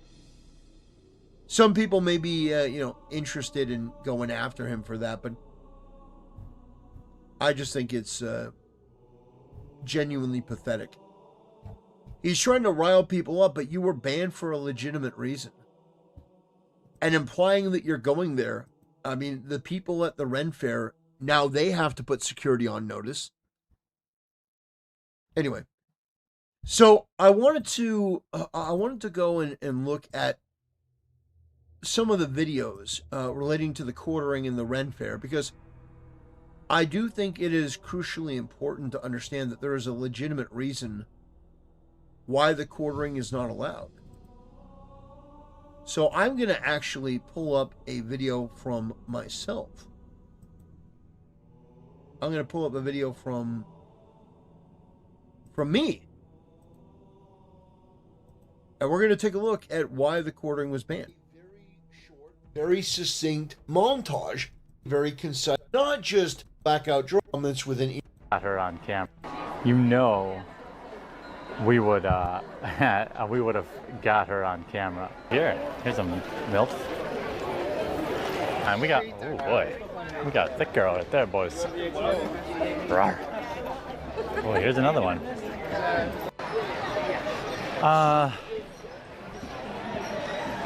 This is in Bristol, Wisconsin. Ooh, her cup overflows. She's a little bit old, but she overflows. Adam Racehorse, the super chats will blot out the sun. Yeah, that's what I'm talking about.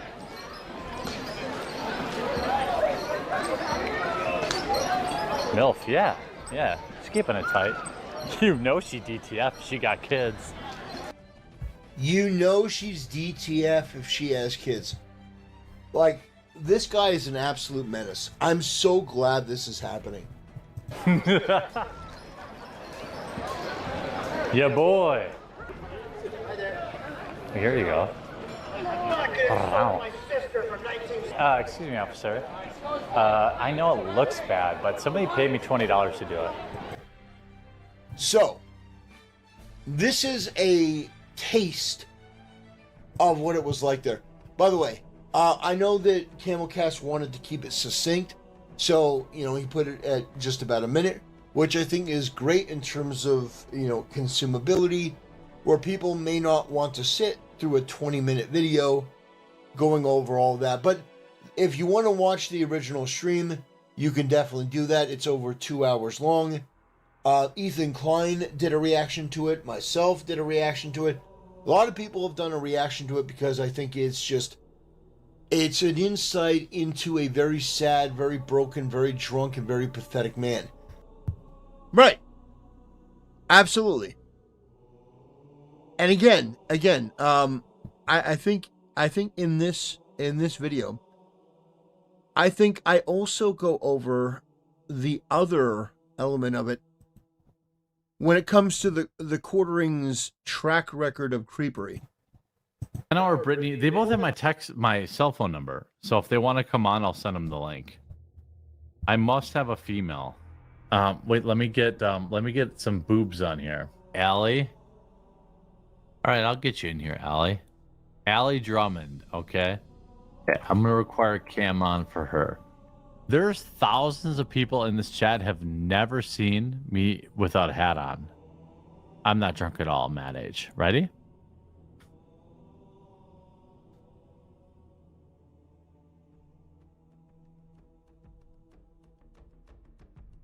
Okay. Sure, I've gone from a 4-head to a 5-head, but I'm not bald. I need a vagine in this chat so I can go pee. I gotta pee so bad, but one of these girls better show up. Welcome to the stream. How are you? I'm good. How are you? Oh, I'm killing it. Yeah, I didn't think that anybody would be into pregnant chicks, but hey, I guess the internet's a big place, so maybe they are. She also has an OnlyFans where she sells breast milk pictures, stuff like that. So, Allie, I mean, we've only ever exchanged nudes online. So, what's it? I appreciate you joining me. Yeah, no, thanks for having me. My husband actually likes your content, and I didn't even know that you had reacted to my content before. I didn't even think you looked at my channel like that. Well, it's obviously before you were pregnant. Now that I know you're pregnant, I've moved on. I'm diagnosed Asperger's, so I can say it. Oh, what? But you seem like the very normal. What? Hello. Oh my lord. I love how much women hate her just because she's so beautiful. I was pretty ugly before I learned how to do my hair and my eyebrows. Oh yeah, and you were blessed with gigantic boobs. But the Yeah, look at that face, by the way. Look at that face. Look at that. Look at her face. And you're blessed with gigantic boobs. And are you live right now? Yeah. Are you live right now? Yeah. So if you want, I'm not gonna be offended. Brittany said she's gonna pop a nip later. Maybe. When I say late. Look at Brittany Venti's face. That's not the face of ha ha ha. Oh, that's so funny. Look at that Star Wars girl. Look at how uncomfortable these girls are. Look at this face. That is a face of utter disgust. This girl that was smiling when this all started, she's realizing, oh my god, yeah, the Quartering's a big channel, but this guy's a drunken creep. And look at Brittany Venti. Look at that face. That is not a face man, I'm in on the joke. That's the face of somebody that is utterly disgusted. And so you may think, okay, well, with the Ren Fair, you guys are going too far. No. This is a pattern of behavior where this guy gets drunk and makes sexually inappropriate comments with women. And what? What's the big deal? This is America. What, you can't joke? You can't, just casually talk about, we need to bring some vagine onto the show? These women better get on here. Let's bring on some boobs. Referring to them as boobs. And this is why people like Sydney Watson and so many others just look at this guy as an absolute bore. He's just like this wildebeest. He's this buffoon. He thinks getting drunk means, oh, it's okay for me to do this. These are all content creators that went on there for an opportunity. Because the Quartering had a big channel. They didn't go there because they were sexually attracted to the quartering and looking to be hit on. But this is the pattern of the quartering, and I am so glad this is finally happening because it is a long time coming. This guy has been able to get away with absolute murder because people have, they've either been intimidated by him or they've looked at his channel and been like, well, there's nothing I can really do. But now, with the help of so many other people, he has been isolated, he's been alienated, he is now in his own little pig pen. The internet has come together to corral this animal and put him where he belongs, which is in isolation. This guy's a creep. By the way, these girls deserve an effusive, real apology. They do. Will they get it? No. Not a real one. Not a genuine apology. But look at Brittany Venti. Later, we don't really know when that means. Astro Boy says, Jeremy's not for the night. You're hurting your brand. What do you mean? My brand is what I am. My brand is what I am. Well, guys, I just wanted to give you an update on the quartering. This guy, he has lost all credibility. He's been exposed. The coffee company that was, his pride and joy, it's been revealed to be just a white label dropship company. The same as Tim Pool, the same as everyone else. This guy has just been lying compulsively for years.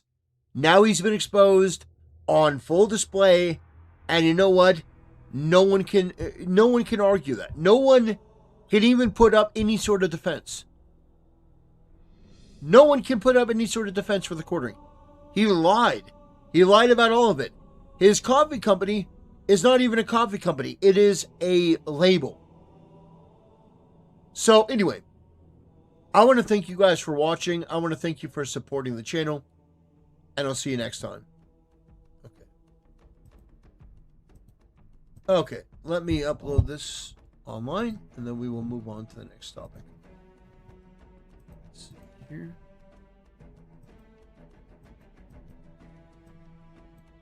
Okay.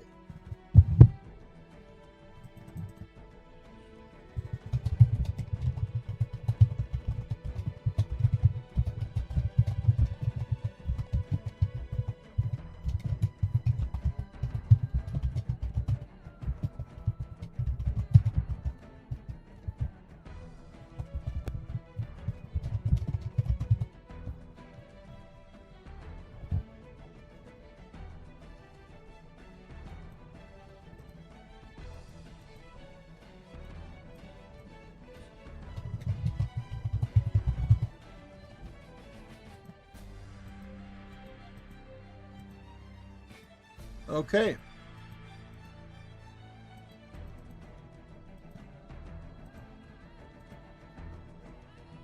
Grifter, brain grifter. Absolutely. All right. Let me take a look. Okay. No, got all those taken care of. Got that done. Let me take a look over on Kick. Got that taken care of. All right, fantastic. Great news. Great news. Okay.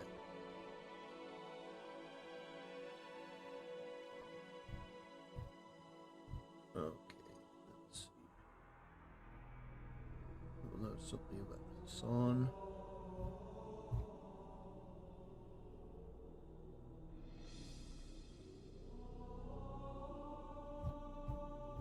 Okay.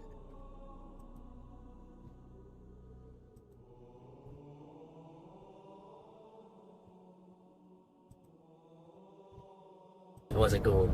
That's crazy. Honestly, it's one thing for me to be right. It's another thing for me to be right in less than 24 hours. Well, well, well.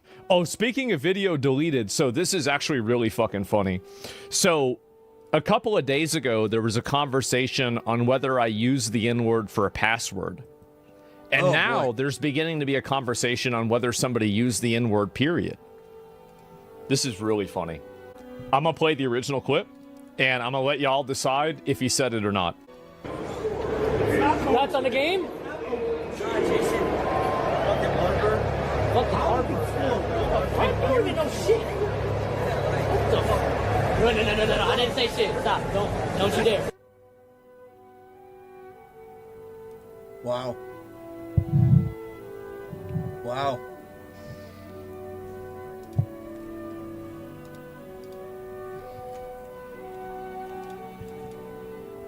Why do I need to say anything when Bruce has already said everything? He's like, what the fuck? What the fuck? You don't even know shit.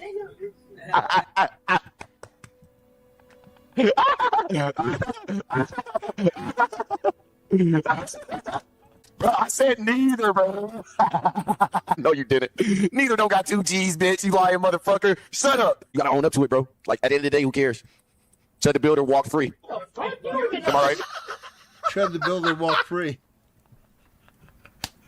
Need I say more? Need I say more, bro? Like, that's really all I gotta go with. And so, anyway, it's funny as fuck. So, I think that he 100% said that shit. He did. And then this is right after. By the way, he says a different thing. Wait, he says something different on his own stream. Wait a minute. So, he's going back and forth. Let me go and find this. Oh, God. I haven't seen it. Says different. Let me turn it up real quick. I'm gonna get turned up.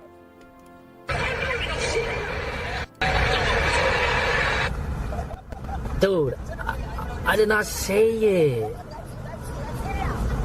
What were you trying to say? Brother, I just be fucking speaking fast. I'm speaking fast? I meant to say Drew. Oh God, I meant to say Drew here. I went Drew? Like, drew a picture? Drew? We talking about Drew? He drew a picture. I didn't hear Drew. Who heard Drew? This is like, remember that thing they had a long time ago? They said that it was like that dress. It was like blue or yellow. And some dude goes around and says, like, actually, I think it's a pineapple. It's like, wait, what? I say Drew, bro. I meant to say Drew. I swear to God, bro. I'm pointing at Drew and because he said that I LARP. So yeah, I'm like, you don't know shit. And then I just stuttered and I just came out wrong, bro. Whatever. Oh my gosh. Okay. So he went and changed his. I meant to say Drew, but I stuttered. Now, by the way, everybody going and laughing at me, saying like, "Oh, bro, like so, oh, you like my thing about I said verbal dyslexia. That's why I never say it."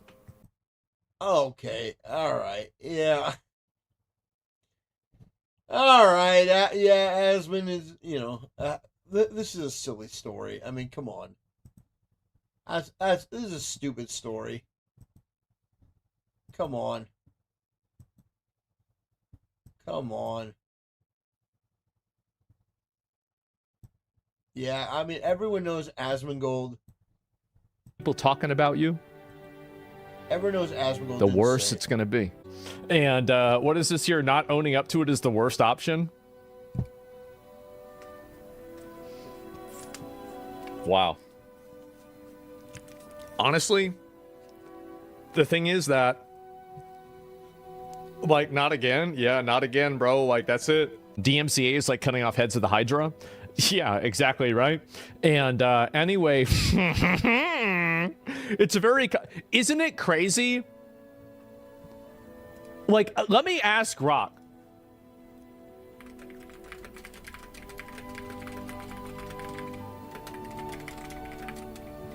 No, everyone knows Asmund didn't say the N-word. Everyone knows Asmund didn't say the N-word. These are all just streamers' virtue I'm actually signaling. really curious if there is a single clip anywhere of me saying it. No, of course not. No. Wow. Of course That's there's not. crazy. Yeah. That is insane. That out of all the people, like all these people, I'm the only one who hasn't said it. Oh my God. What about the F word? Ooh. I don't know. Okay, and yeah, anyway, publicly, well, yeah, I mean, because it can't read your fucking mind, obviously. So anyway, the last line, if one ever does pop up, it'd spread instantly on places like LSF, but as of now, it's all talk and no direct clip. I guess so. So you've never said it? Apparently, yeah. Like, I can say that I've never said it, guys. Time to establish a precedent. Well, we have a precedent right here. So it's crazy that there's a clip of Pokimane saying it. There's a clip of Jason now saying it. And both of these people, like, you're going and trying to have the high ground. Yeah. And there's not a single one of me saying it. That's crazy. He hate farms other people's drama, but now he does this. This is the way it is, man. Like, and like, whenever people hate farm me, which they do, they hate farm me a lot. Like, it happens, like, I don't DMCA or shut down anybody. Like, even like Noah made that video about me. I was like, well, you know, at least he's taking what I said, you know, he's addressing it, right? I mean, yeah, I let people have other opinions, right? That's the way it is. So what if about if you're actually a racist and misogynist like everybody says? Well, that's what's crazy is that everybody that tries to enable the groups of people that say negative things about me are the ones that are the bad actors. Like, I'm actually the one that never did anything wrong.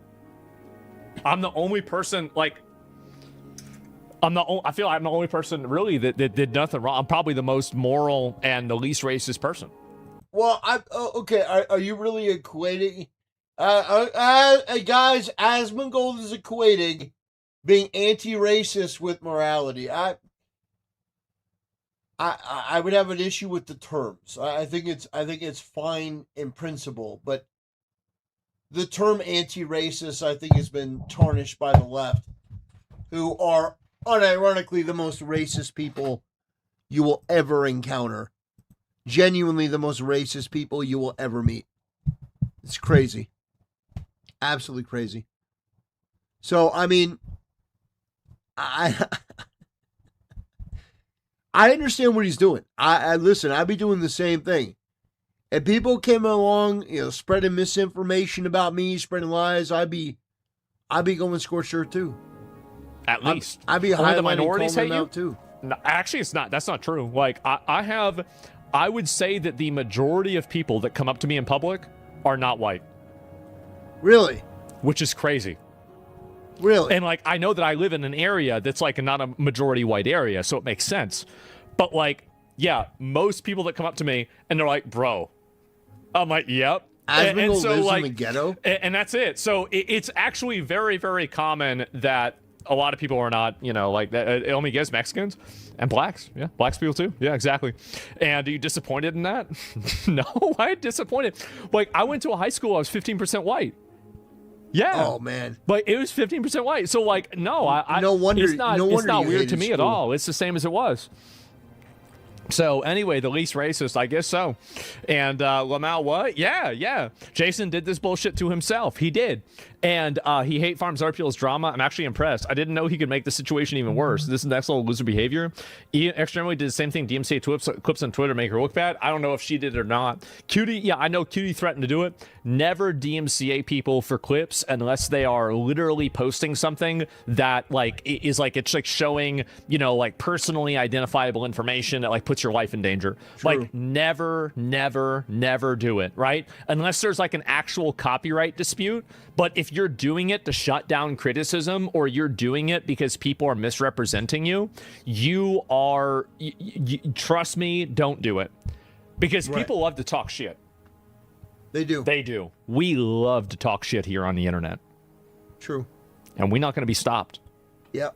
It's not going to happen. Pandora's box, yeah. You ever heard of the Streisand effect? Actually, he probably hasn't. Like, maybe he hasn't. And he DMCA'd several controversial clips on clip. Wait, what? He did this before? They're copy striking clips. Wait, what? No. What are these goofboys doing? Oh, no! Golf cart on the highway? Oh my god. A vibe is being caught right now. Is it just me? Oh, we're really holding up a whole lane to the highway here. So do I take this exit or? What? It sounds like our tires are getting like hurt right now. Oh, pilot. co-pilot? Where's my co-pilot? Keep going! Oh no. That's all I needed to hear. We're really creative. Why does the golf course sound like that? You said what? Okay, I turn now. Oh gosh, this is like unbearable. All right, take the next exit. Take the next exit. Take the These next people are exit. so Fucking retarded. 5 miles, bro. Oh no! Oh my god. Oh my god. How embarrassing. Annoying streamers, fuck up traffic. You know when I told you guys I feel like I'm 17 until I talk to somebody who's 17? Right. And then I realize that I'm 36? Yep. I remember the day and the age whenever this would have been the funniest fucking thing in my life. How? But now I'm a crotchety, angry, nasty old man. No, you're just And I see right. these stupid little fucking kids driving around on a golf cart on a fucking highway, and I say, get off my lawn, bro. I say, get the fuck off, bro. I'm so sick of this shit. Like, yeah. this is like, I would, like, if I was Finally. 21, I would love watching this. I would. I'm sorry to say I would. No. But, like, at this point, like, and also, I was a scumbag then. I was a scumbag piece of shit retard. So, like, and are they, like, this is absolutely, like, it's crazy that they did this and didn't get suspended. Wait, there's another clip of him doing streaming and driving and reacting to a clip? No way. Who is this guy? This is another one? Who's... I mean. Wait, this is 2 weeks ago. Oh my god.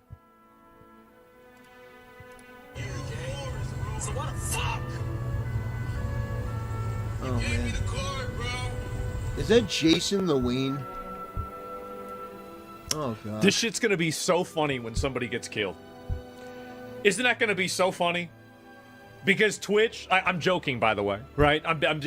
Before it gets cut out of context, like I'm being facetious here. Like, what I'm saying is that, like, it's so stupid and it's so crazy that Twitch lets people do this. Why do you allow streamers to drive? Like, it's actually insane that, like, especially Asian drivers. You're allowing Asians to drive. I mean, come on.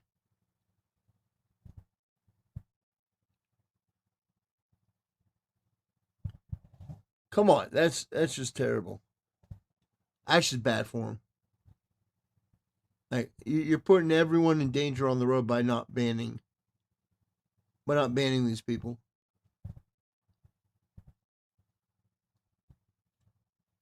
We got Shield Anvil in the chat. I don't know how he found my channel, but here he is.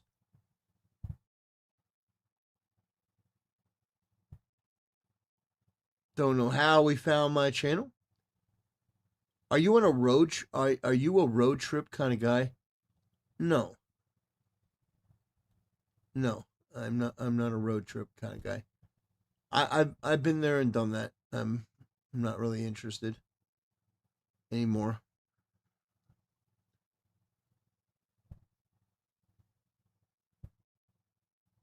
We we don't like doing road trips. I'd much rather do a reaction to this. this is what's been going on. Word. Oh, gosh, The last time I said the N-word. Yeah, Casey. I don't remember, bro. I don't remember. I genuinely don't remember. I don't be saying the word. That's what I said. Saying the word. I don't remember. The last time I said it was probably in the shower. I remember back at home. It's probably like 2 months ago when I was in the crib. I was singing. I sung it in the shower on accident. What? On accident. But I was in the shower alone, so I was like, fuck it. But I don't say the N-word. I don't. Who 2 months cares? ago.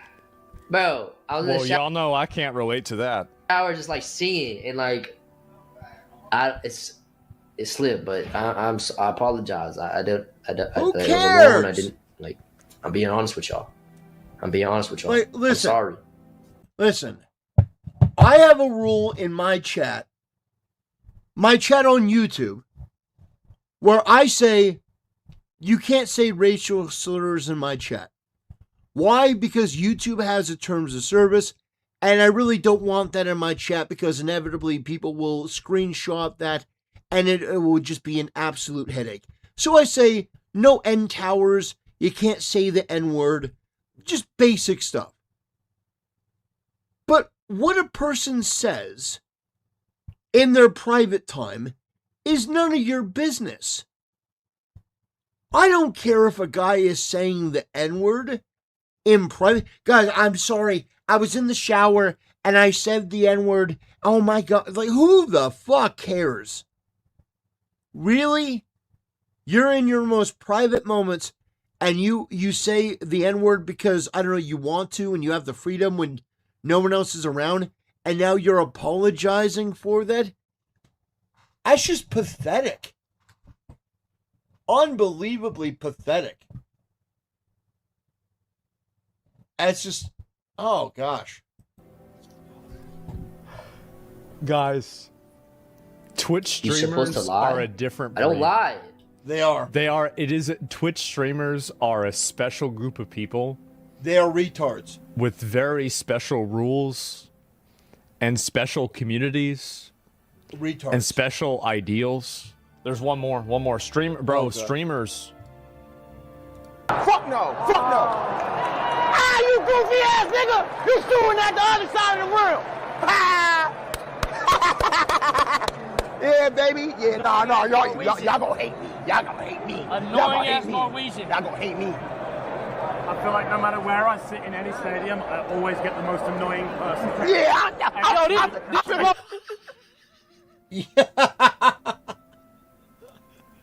Yep. Yep. Fucking based. Absolutely fucking. Yeah, I feel the goddamn same. I don't even know what to say. This bloke is annoying. I feel the same way. Do you see what's on his head? I feel the same way.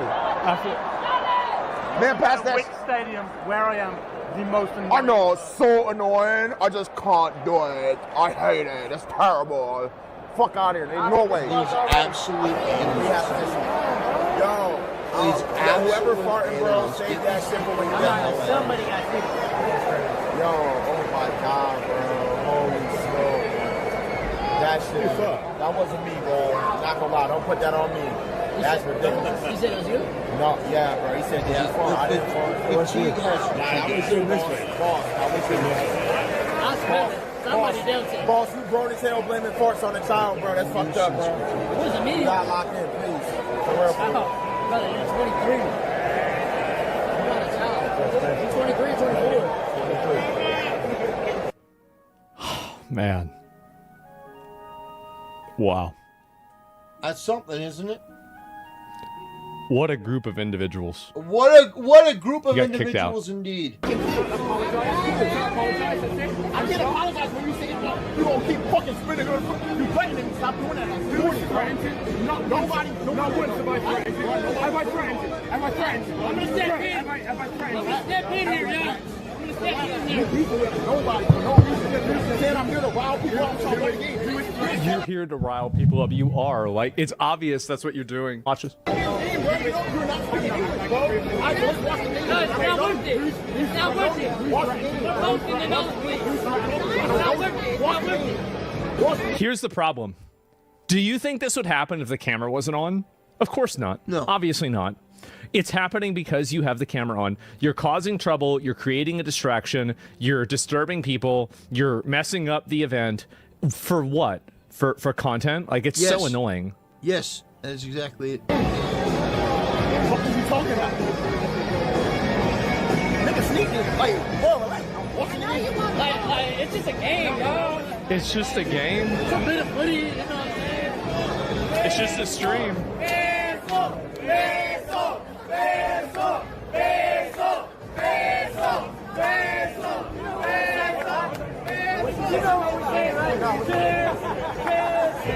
hey, yo! Bills, you haven't got a paper faded.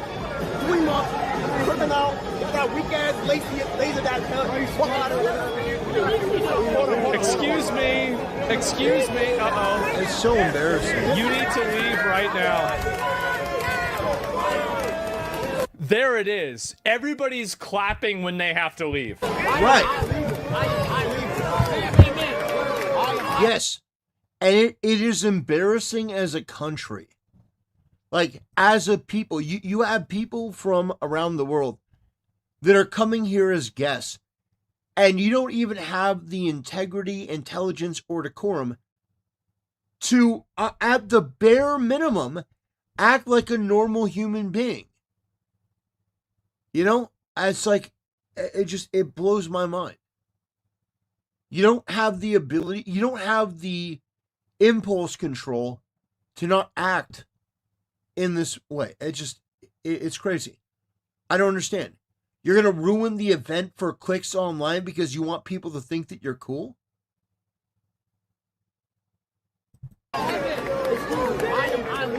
Look at this guy. He's pointing. He's like, get him out of here. Yeah. Get him out. This is my seat. I am illegal. What did I do? Man, I don't give a fuck about this. What am I doing? What am I doing?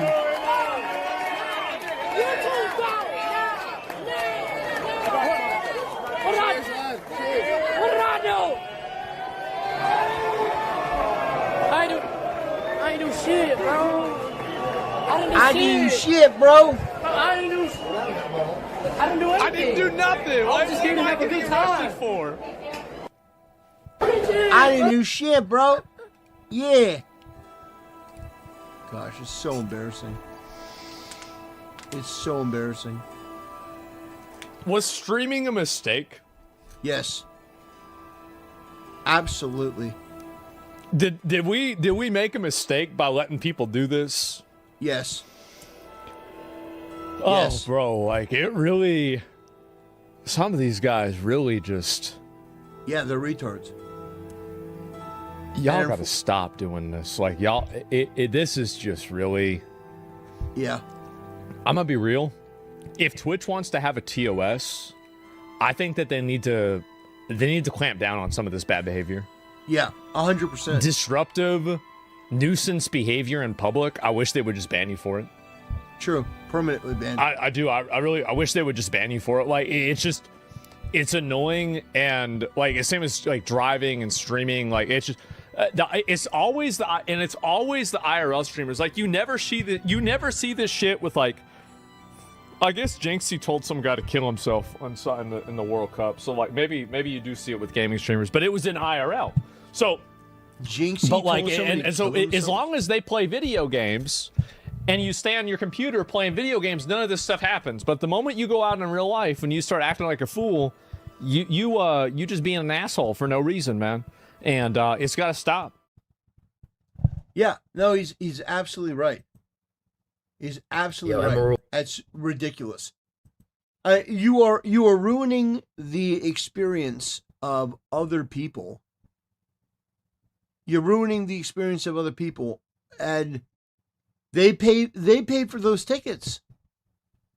And in some cases, that may be, one of the only sporting events they go to.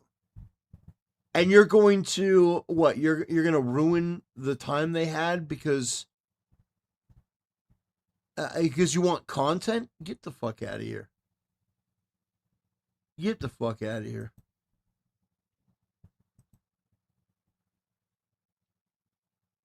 But anyway, yeah, this is the one that I saw. So everybody thinks that Russia killed this guy. Yeah, I mean, that is the latest conspiracy theory. Everybody thinks Lindsey Graham. So Lindsey Graham, people might have gotten him confused with Mitch McConnell. Mitch McConnell is the turtle. Lindsey Graham is the warmonger. They are both... Says, could I write in chat? Is that allowed? Oh my gosh. I am dumber for having read that. I'm in a place where regarding you guys, I'm genuinely not sure if you're just fucking mentally retarded, or if you're not retarded, but you have genuinely no, like, social awareness at all. I just don't get it. I don't understand you. I've tried. I don't understand. Why on earth would you think that that would be something that you could type into my chat? It's like, I don't get it. Maybe it's because I'm just, built differently. I would never think to go into somebody's chat, whether they were a channel that was monetized or not, and start spamming slurs that I know are wrong. Like, start spamming slurs that I know is against the terms of service. I know that YouTube is going to crack down hard. I should just ban you, to be honest. I should just ban you. In fact, that's what I'm going to do. Unfortunately. You know the rules. You don't give a shit. I don't know. Low impulse control, low IQ. I don't know what it is. I have been excessively understanding. But you're gonna type in a word like that, and you know the implication, whether it is something that you say, well, it's technically a word. It doesn't matter. People will screenshot that and they'll use that against me. What? Why would you go into somebody's house? Why would you go to somebody's house and even potentially put them at risk? I don't get it. It's low IQ. It's low impulse control behavior. You guys, I don't know if you're genuinely retarded, but it's like, I look at that and I don't get it. I made my position on that abundantly fucking clear. If you post anything related to the N-word and any sort of configuration or a tower, I will ban you. My gosh. Like, this is basic stuff on every stream. On every stream, no matter where you go. But for some reason, you fucking retards can't figure this out. And the irony is I would never do it to any of your streams. Did I ban the wrong person? No, I got the right person.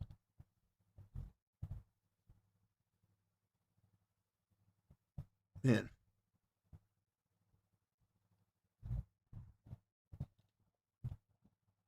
All right. All right, moving on. It's frustrating, and I guess that's the point.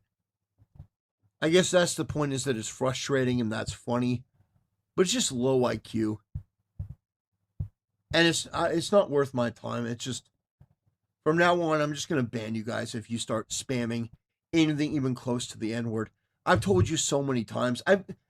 I've given you guys more leeway than you deserve, but I've given you guys extensive leeway. But that one thing you guys can't seem to figure out. It's pathetic.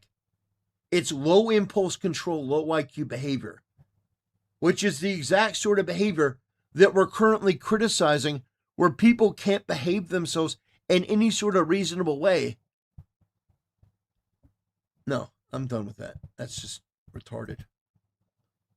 Almost crashed out. Mitch McConnell is basically dead, while Lindsey Graham is dead. Lindsey Graham is 13 years younger than Mitch McConnell. He's only 71 years old. So that means that this guy, and 71, for a person in a very, very public-facing role, who is extremely wealthy, who has access to the best medical care in the world, 71 is not old. I'm sorry to say, it is not old if you have all of these advantages going for you, right? This guy's a career congressman. That's not old. Yeah, this isn't old enough to where it's like, oh, it makes sense that he just randomly died. Well, obviously things happen, right? I'm not saying that, I'm not saying that Russia killed him. I have no idea. I haven't even read anything about this. I'm looking at it right now for the first time. But at the same time, I do think that, You can't just say that, oh, this is natural causes for sure. And anyway, so yesterday, U.S. Senator Lindsey Graham visited Ukraine to assure Zelensky support for of the United States. The warmonger was shown a, quote, secret drone manufacturing facility in Kiev. Well, this facility no longer exists after strikes by the Russian MOD. What is this here? Without warning, 6 missiles struck the manufacturing facilities in the Kiev region. The Rumod confirmed strikes on the drone sites, which started a huge fire. None of Russia's ballistic missiles were shot down. Lindsey Graham is no longer in Ukraine. So apparently not secret enough. Get your tinfoil hat ready. Graham inspected a drone factory in Ukraine. Russia blew up that factory today. Then tonight, it's announced that Graham is dead from a sudden illness and no more details. I'd say there's a decent chance that Russia blew up Lindsey Graham. No. I mean, like, people think that Russia actually blew this guy up. Oh, man, that's a lot, right? I mean, like, I doubt it. Yeah, was his body found in the wreckage? I mean, that's a really tough cover-up, I'll tell you that. Like, I mean, think about, for example, how many points of failure you would have with, like, Jeffrey Epstein. People, and I'm not even certain that he didn't kill himself, right? I think it's possible that he did. Like, my opinion on that whole thing, I said before, is that I think he did kill himself, but people told him that he basically had to. Like, that's kind of what I think happened, or they let him do it. That's kind of what my guess is. So I don't want to derail here, but what my point is that think about how many points of failure the communication around Jeffrey Epstein's death was and had. So if we're going to see the same thing with Lindsey Graham, I think it's going to manifest very quickly. And it won't happen. They have a closed casket.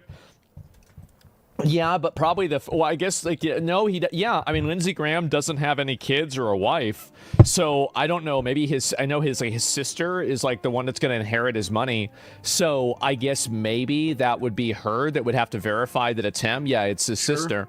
I just like Graham a lot, but if Russia blew him up, I say we retaliate unapologetically to send a message that we don't let this shit slide.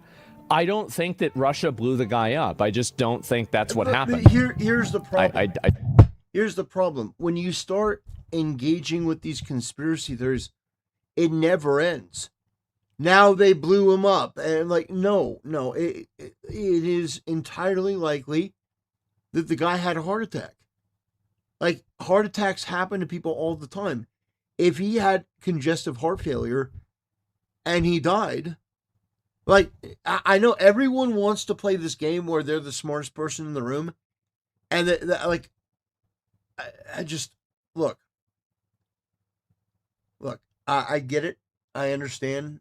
You don't want to just accept the narrative, but at a certain point, it's ridiculous. I just don't. Like, I mean, I think it's much more likely. And also, like, the thing is that, I mean, yeah, obviously we should retaliate and everything, but I don't even think that in that circumstance Russia was trying to kill him, right? Like, they were just bombing an area. Like, I mean, they're at war with Ukraine, by the way. It is a drone facility. I mean, there you go.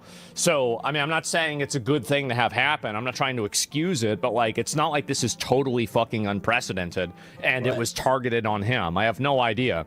So, yeah, wrong place at the wrong time. So, anyway, he died in D.C. Well, people are just going to make up whatever they want and just say that, like, I mean, it's the same as they said that Jeffrey Epstein had a body double. Like, I mean, like, you're trying to approach this situation with facts. Why even do that? It's logic, right? And it's a conspiracy, I mean. So anyway, here's why it's possible. Russia is furious that we continue to fund and arm Ukraine. I don't think that's true. Graham is not just the most psychotic booster of Ukraine, but he's also the biggest booster of arming Ukraine a decade ago, which really forced Russia to invade. I don't even agree. Like, I mean, I think that there's a lot of politicians that are, like, extremely pro-Ukraine. Like, Lindsey Graham is probably one of the ones that people know about because he goes on TV a lot, but a lot of other people have been involved with that. So I don't really think that's true. The fool cares not for your facts. I like that. So Graham was the loudest voice supporting strikes inside of Russia. I assure you, Putin didn't forget that. Russia has signaled that they intend to escalate because U.S. and NATO will not back off. This could be a warning shot to the political class that while Russia doesn't want World War III, they will extract a cost on the politicians themselves that are pushing for this endless war. I don't think, I really just don't think this is what's happening. There's no evidence. And the reason why is that Moscow got bombed. Like, so if Moscow was able to get bombed so easily by Ukraine, it seems really obvious that Russia is really not in the position that I think a lot of people imagine it to be. They're on the back foot. Yeah, I think Russia is a lot more on the back foot than people realize. I do. Right. I think Russia is extremely on the back foot. I think Ukraine is on the back foot too, but the difference is that Russia doesn't have anybody backing them up, and Ukraine has a lot of people backing it up. So, cover up, sus? Yes, of course, right? And plausible deniability. Okay, let me go back and I'm going to look at these other ones. And perhaps he got to fight in one of those wars he loved so much. Oh, this is some other thing. Okay, I was confused about that. Oh, yeah. They're leaving me no choice but to leave the pro-Israel cause. Stay safe, Ladybug. Okay, guys. Y'all aren't ready for this conversation. It's Israel that killed him, too. Did the Ukrainians brief Tim Pool's security about it? Tim Pool, rapid onset AIDS. Maybe I'm just slow, but why wouldn't they want just tell us if Russia did it? I don't think Trump wants to smoke with Putin, so why would it change? That's exactly why Trump don't want that smoke. We can't acknowledge the Russian blew up a sitting senator because it would almost have to go to war, so they just lie to say we had a stroke or something. I don't think that's what happened. I really just don't think so. So anyway, hello, Mr. Satan. Okay, guys. So let me go. I'm going to watch this clip. This is Lindsey Graham 1 day ago. Literally 1 day ago. He was talking like this. Here we go. We've reached agreement with the White House on a version of the Russian sanctions bill that they will support. Okay. It means it's going to become law. So when I get back to Washington, I'm going to go with Senator Blumenthal to the Republican and Democratic leader to see if we can find time to move this Russian sanctions package that would give tools to President Trump to help end this war. Yeah. There's some things we can do on the technology front to build on the lethality of Ukraine to protect itself from ballistic missile attack. If we did that, combined with creating tools to punish those countries that prop up Putin, that make money off this war, then I think we've got the best chance since I've been coming here in the last 5 years to get Putin to the peace table. So that's where it comes from. We'll see if that happens, right? And he's sharp. Yeah. I mean, like, people said he had high blood pressure. If I look at his skin, like, his skin does look quite red. And, like, I remember this is the way my mom's skin would look sometimes, too. And she had high blood pressure also. So, I mean, again, like, this is, you know, like, oh, I have an anecdotal piece of information. So, like, I have no idea. Well, he's a retard. Now he's dead. Yeah, he's dead now. So it could have been a heart attack. I mean, there are instances, like 71 is not young, right? His eyes don't look good. Yeah, but most people who are 71 that are like that, too, right? I mean, that's really about it. And looks puffy and purplish. He was an alcoholic as well. Is that really true? I didn't even know that. Don't forget his job is high stress. Yeah, I guess so. And before the funeral was an open casket because he was poisoned by the Ruskies. I mean, I don't think that's it either. What is this? So when I get back to Washington, I'm going to go with Senator Blumenthal. Oh, this is the same clip. It's just a different angle. Okay, and yeah, this is it. Let me scroll down. I'll look at... it's actually crazy. Somebody else said the N-word. It is. Like, we're going to look at this later on, but not yet. And look it up. He has a history of heavy drinking in New York City. Or D.C., you mean? Yeah, I don't know. I'd have to look at it. But anyway, let me scroll down and find some of these other ones, too, because it's been pretty surprising to see that this guy passed away. And I'll look at some more of the information about it, too. Yeah, here it is. At the same time, people are treating it like... So, passed away on July 11th from... Yeah, it's surprising, but people are treating it like it's another conspiracy theory, like it's another bit of, you know, like fun trivia. You know, Candace Owens is going to say, well, you know, Lindsey Graham came to me in a dream. Yeah, I just think the whole thing's ridiculous. The whole thing is absolutely ridiculous. Brief illness, going into cardiac arrest at 9 p.m. and arriving at George Washington University Hospital too late. So he died apparently in America. So it's not like they bombed him. Yeah. I mean, I don't think that... I mean, like, the thing is, like, if you're a conspiracy person, you're just going to say it was a body double, right? I mean, you're going to just invent a, infinite corridor of rationalizations. It's the same way that anybody else would. Right. But, yeah, straight from Ukraine. Yeah, exactly. I think that realistically... what probably happened is that he could have gotten poisoned. Like, I mean, that's probably the most likely outcome of any of the other stuff, right? Now, there is another component. I remember reading one person that said this, is that the flight from Ukraine to, I guess, America, it's like, what, 15 hours, right? Like, let me look this up.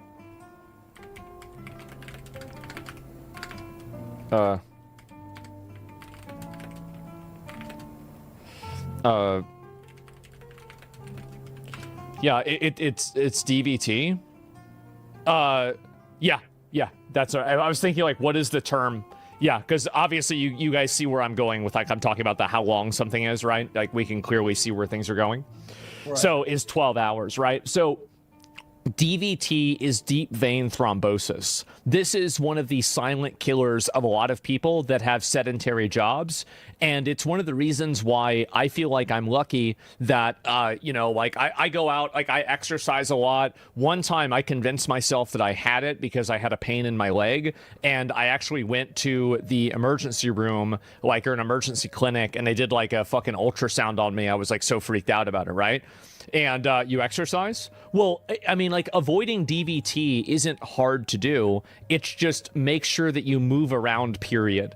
And so, like, coronary embolism could happen from DVT clot the next day. Yeah, exactly. And so, like, that's why I'm always, like, you guys might not see it, I always move around a lot. And it's just something about it. Whenever I learned that could happen to you, like, it did make me, like, very, like, physically uncomfortable. I was like, oh my God, okay, I have to make sure that I'm moving around. I'm exercising more. And, like, now, like, I exercise and I move around probably, like, I walk probably 2 miles a day, if not more. I do, like, almost every single day I do. And I, you know, go up and down stairs every day. It's not a big deal, right? But it's at least something. And so, you know, that's it. Armor military helps too. Yeah, and anyway, I think anybody needs to do that. So this can happen if you're sitting down a lot and you have other issues, right? So, like, he also has high blood pressure. He also has these other, you know, like, secondary things. So that's what it could be.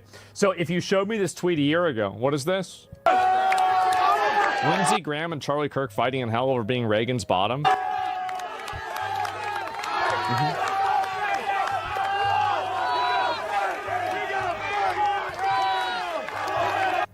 This is another one, right? And so this is another person that, like, you can never show these people any degree of sympathy or anything other than treating them as if these are people who want you to die. Yeah, you need to treat them with contempt. These are people who want to kill you. They want you to die, and then when you die, they're going to laugh about it, make jokes about it, and then support the people that killed you. True. You need to treat them as if they are this type of person. True. They need to be treated as the threat that they are. Yep. And until you actually treat these people like the threat that they are, well then, I think you're going to keep having these problems. So that's it. We know it. Yeah, like Trump does. Yeah, and I like the fact that Trump does that. I do, because he matches their energy. I wish there were more Republicans that weren't pussies and they supported him and they did the same thing. True. I like the fact that Trump is so savage and he never gives these people any amount of emotional clarity at all. Yeah. I like that he treats them like the violent, vicious, you know, disgusting animals they are. True. That's the way I see it. True. I wish that everybody was like him.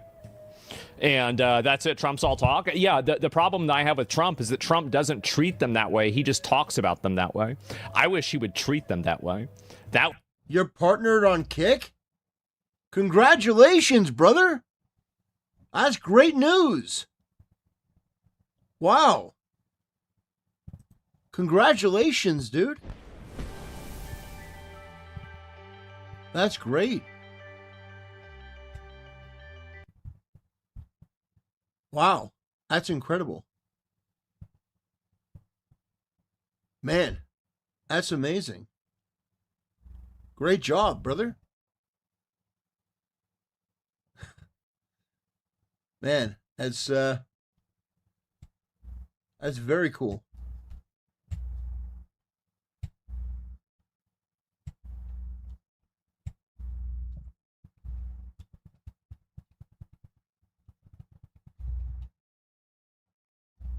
Wow. So did you just got partnered? Very cool. Wow. Neat. That's pretty sweet. I mean, that's more than verification. That's straight up partnership.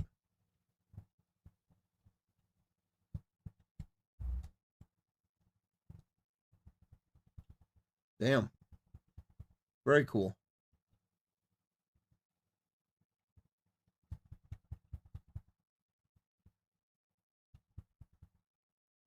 Congratulations, man. That's huge news.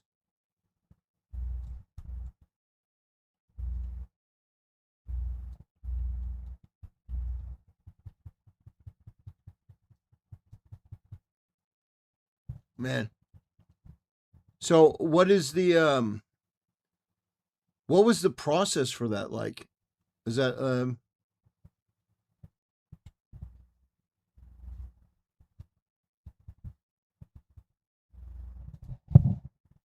it's hard to trust the government when they lie so much. Yeah, I know what you mean. I understand what you're saying. Oh wow, great job, Eli Bedekovic. Wow, that's amazing. That would be a lot better. Open chat from Hunter? Well, I don't know about that. And so what is this here? When I heard about Senator Graham's damn that's the first thing I thought, all things he said and did in service to Donald Trump. I thought about the time Donald Trump, he was a brother of Senator John McCain. Crypto. A time when That's senators cool. were different, could fight about politics. Yeah. That's the Senator Graham I remember the day. I've forgotten where he came from. What is this here? Conservative Republican, South Carolina. I could say my father. If you can't admire Joe Biden as a person, you've got a problem. He's the nicest person ever you met in politics. Man, as good as God ever created. Yeah, I don't think Joe Biden was like an evil person, right? He was just kind of like he had things I disagreed with. I think it's true. And, oh, man. Turn this man's entire death into a political topic? I mean, I think it is a political topic. I mean, he's a politician, right? And so anyway, what is this here? Lindsey Graham, what is this? How is he doing? Have you heard anything? I'm going to go check right now with my office. Okay. Hoping and praying he's doing well, but I'm going to check just right now. Is there a contingency plan if for some reason his McConnell... So, and then this is another person. I'll say Lindsey Graham being asked by a reporter how Mitch McConnell is doing and answering, I don't know, I'm going to check right now, and then dying is hilarious. How is that funny? This is why... I don't know how many Charlie Kirks, Lindsey Grahams, Mitch McConnells you guys are going to need until you're willing to treat these people like what they are. Oh, I'm right there. I don't know how many times it's going to take. But if I hear one more person saying that, oh, well, we have to have decency, you can't do that, well, it's going to upset them, I am going to lose my mind. Oh my God, they're so annoying. Anyway, expecting Mitch McConnell but not Lindsey Graham is like ordering a chocolate chip cookie but getting a snickerdoodle. I'm confused but not upset. Again, all of these people, by the way, every single one of them, bro, every single one of them, you got to treat them like what they are. That's the way it is. Do not try to give value to those who weaponize your values and morals. I know. So, yeah, I wish more people would see things that way, but I think that they're blinded by their own, misguided, I think that, improperly socialized sympathy and empathy. But I don't have that problem. I don't have it. Me either. I might have a moral compass, but it doesn't point north. What can I say? Oh, my moral compass points north. North. I can fucking speak. Yeah, my moral compass points north. The thing is, it is not immoral or wrong to look at people like that and want to demand justice. It's not wrong at all. It's normal. Any normal person would look at what that person said and said that animal should be away from civilization forever. Now, how you handle that can be up for negotiation. I think killing them is a little bit too far, so we make a compromise. We say, okay, we're going to put that person in jail. We're going to remove them from civilization. Okay, we can make a compromise. We can have a discussion, but at the end of the day, we recognize that there is a problem. And that's the first step.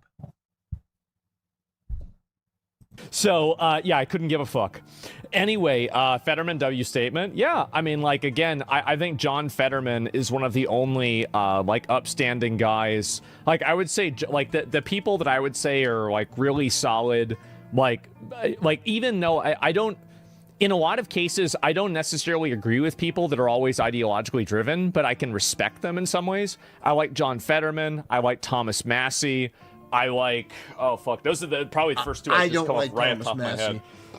That like usually diverge from like what you would assume that I believe. Yeah, Tulsi Gabbard. Yeah, of course I like her. I like the Pope. Yeah, I do. I like Pope Leo. I don't agree with his positions on immigration. I think that he's wrong, but I think that he's a net positive, if that makes sense. So I like Bernie. Yeah, I like Bernie too. Yeah, sure. And LeBron James. I mean, I don't really watch a lot of basketball. Like, you like Rand Paul? I do like Rand Paul. That's true. So yeah, I mean, there's some instances of that. But I do still think that if we had the Black Pope Robert Sarah, Cardinal Sarah, that would have been fucking crazy. Like, that would have been like the opening of like a fucking of like a Warhammer 40K video game trailer. It would have been nuts. So yeah, Black Pope, he was a real one. The 11th Crusade, exactly. But there'll be another one at some point, right? And what is this here? With Israel? What is this? Forget it. I'm not with you. I'm with Israel. I will be with Israel to our dying day. They're the best ally we could hope for. So we have a commander-in-chief in President Trump, who I think is Ronald Reagan plus. I mean, like, again, like, what is this? Plus. Ronald Reagan plus. Uh-oh, isn't that bad? Didn't Ronald Reagan give amnesty to a bunch of fucking illegals? We gotta undo that. Lindsey Graham in Congress for 31 years. His net rank was ranked 293 after 535 members of Congress. So, by the way, if you're making $171,000 a year, like, so if that's your net worth and you've been in Congress for 10 years and your net worth is only $1.5 to $2 million, you are not good at investing your money. True. Like, I will be honest. Like, I don't know what he was doing with his money. Was he paying for just, like, endless hookers? Like, I mean, if that's the case, then I get it, right? It's understandable, right? I mean, living life to the fullest. But, like, yeah, I mean, maybe he had Uber Eats a lot, right? That's it. And it's not true. It's, what is this here? And it's tax. He has to live on it as well. Yeah, I mean, I'm just saying, like, I think that's a lot of money, right? And pay for 2 houses. Maybe you're right. Should have followed Nancy Pelosi, I guess. Like, I just feel like there's a lot of ways you could spend more money, but who the fuck knows? That's what they call her. So the news is so good, I had to read it twice. Lindsey Graham, Senator. Yeah, this is yeah, of course, right? And anyway, I'll scroll down and look at the rest of these, but the Save America Act in honor of Lindsey Graham immediately. It's not going to happen. I'll watch one more. We say you should have a photo ID before you vote to make sure we have voter integrity. Yeah. We say over here you have to be a citizen before you vote. We say over here biological males should not be playing girls' sports. We say over here that a minor should not be allowed to transition their sex. If you can't smoke as a minor, that makes sense to me. So to the medical community, you should not be performing sex changes on minors. They should wait till they're old enough to make that decision. That's what we say. All of y'all got to oppose it. If you don't want a photo ID, you're probably into cheating. There's no other reason to say you don't have to have an ID. It just makes cheating easier. Who wants a non-citizen voting in our election? If you're against that, that makes me wonder. And biological males playing girls' sports, not good for anybody. And a minor should not be allowed to transition their sex. Yeah. That's the biggest change you can Huge make in your loss to the entire DC life. gay scene. Shouldn't be allowed to do that as a minor. This is what we say. What do you say? That's pretty funny. It's very weird that I think leftists always weaponize homosexuality as like it's like a big gotcha with the Republicans. I don't think most conservatives or Republicans care about a gay dude. Yeah, they do. Yeah, I do. I don't really like. I don't think. I don't think anybody gives a shit. Yes, you do. Like that's like that's like last patch, bro. Like yeah, we do. Like some people care. I mean, I guess maybe some people care. Yeah, we do. I certainly don't. Like I well, always then thought you're not Republican. Yeah, like this is. Aswin, you're not right wing. You're not Republican. You're not a conservative. You're an atheist. You're basically like a reasonable socialist. Like. No. It is disgusting. No, it is an abomination in the eyes of the Lord and in the eyes of me. No, it is absolutely wrong. It should not be normalized. It has been part of the decay of society. Asman goes, do not doubt me on this. Homosexuality being normalized was part of the problem that led to the decay of society. You say you want to live in a Christian nation? Well, guess what, Asman? Part of living in a Christian nation is recognizing that homosexuality is wrong and a sin. Like, only traditionalists? Yeah, exactly. You're lying, bro. They hate gays? I don't really think they hate gays. I mean, if they hated gays, then why did Grindr call the RNC the Super Bowl of the app?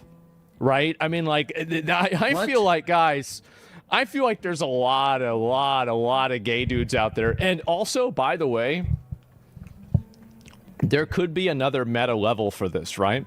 Is because gay dudes don't have to pretend to have libtard politics to attract art hosts. Oh my gosh. Because all they need to do is find another gay dude that thinks the same fucking shit that they do. So when you think about it, right? No, think about it. Think. No. And so, really, I think it makes sense. Asman, no! There's a lot of bi dudes, too. I don't know if there are. I mean, I have no idea. No one hates gays. It's the trans that's the problem. Yeah, I don't think people hate gays at all. Like, I mean, I'm sure there's some people that do. This is the last one with Trump talking about it. What makes it even stranger is that I got a call last night, sometime at, the early evening, maybe in the 7s, and he called and he said, we're all set for the Save America Act. I think my audio thing crashed. I'm not really sure. Let me go back and double check. Why'd it go away? Said he just landed from There it is. Ukraine. I said, that's a long trip to make. He said, he sounded a little tired, but perfect, but a little bit tired. Had a right to be. Yeah. And he was a worker. He was really a worker, but he sounded great, actually. But he actually said he was tired. But he wanted to pass Chat's the full Save of bi America guys. Act. And I said, well, we're going to get it done, Lindsey. We're going to get it done. I'll see you soon. We thought maybe we might even meet today. And then that was it. And that was, very around the time. It couldn't have been much longer. It could have been his last. That's why I have a lot of call. I don't Republicans know wait their exactly, voters. but I got a message about 1 o'clock in the morning. He was probably from sitting very still one on a of long the plane people trip. at his Yeah, office true. That he had passed away. I said, I just can't believe it. He was like a member of the family to me. It's very tough, actually. It's amazing. Mr. President. He was such an advocate. He was, if he wanted to get something, and he had a unique ability. He was able to deal with Democrats and Republicans. If I had a problem, a real problem, I wouldn't often ask. But if I had a problem with a Democrat, he could work it out. So, yeah, I mean, they got to pass the bill. I mean, sure, right? I mean, like, obviously they got to do that. I mean, yeah, I think they should have, I think we should have voter ID. I think also, like, for anybody that says, like, I think we should make getting an ID free. And I think in a lot of places it already is free. So it's like, if you want to get an ID for free, I think it's fine. But like, I think you should need an ID. Like, I'd rather spend extra money to pay for everybody getting free IDs. It's probably not that much money realistically. And then, like, you basically require like ID to vote. I mean, sure, right? Present your documents, free ID. Yeah, sure, exactly. And it's worth every dime. It is. It's the easiest decision you could possibly make. Right. So yeah, I mean, I feel like that's the clear, common sense middle ground, right? Lindsey Graham and a complicated relationship. I don't know. This is a guy from Ukraine. I'm not really sure about that. And all right. If you wanted an FBI investigation, you could have come to us. What you want to do is destroy this guy's life, hold this seat open, and hope you win in 2020. You've said that, not me. You've got nothing to apologize for. When you see Sotomayor and Kagan, tell them that Lindsey said hello, because I voted for them. I would never do to them what you've done to this guy. This is the most unethical sham since I've been in politics. And if you really wanted to know the truth, you sure as hell wouldn't have done what you've done to this guy. Are you a gang rapist? No. Oh!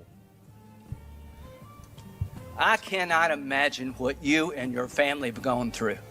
Boy, y'all want power. God, I hope you never get it. I hope the American people can see through this sham. That you knew about it and you held it. You had no intention of protecting Dr. Ford. None.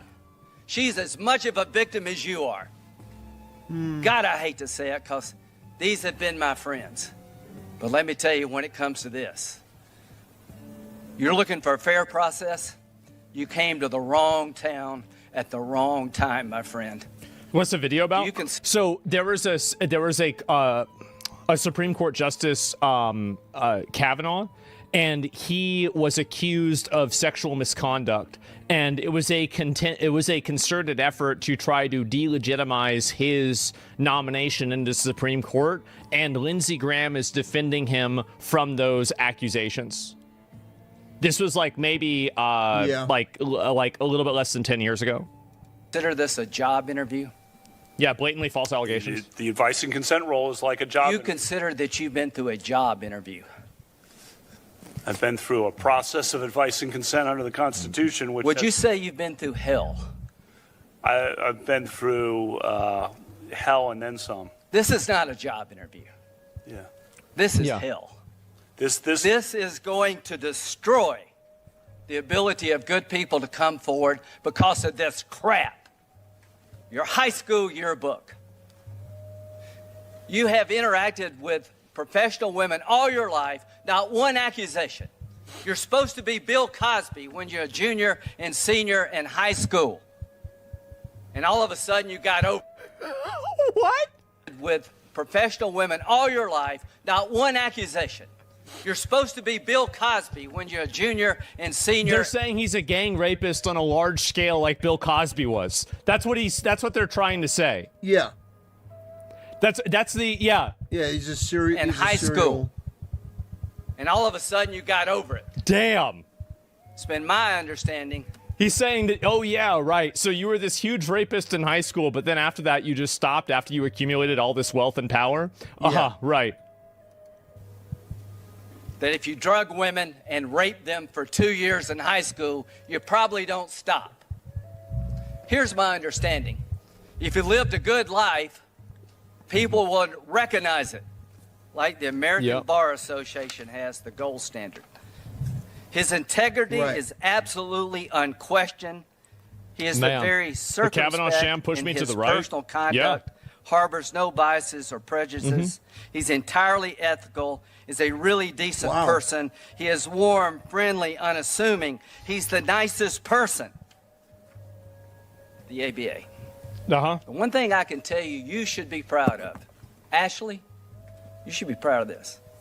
That you raised a daughter who had the good character to pray for Dr. Ford. To my Republican colleagues, if you vote no, you're legitimizing the most despicable thing I have seen in my time in politics. Right. You want this seat? I hope you never get it.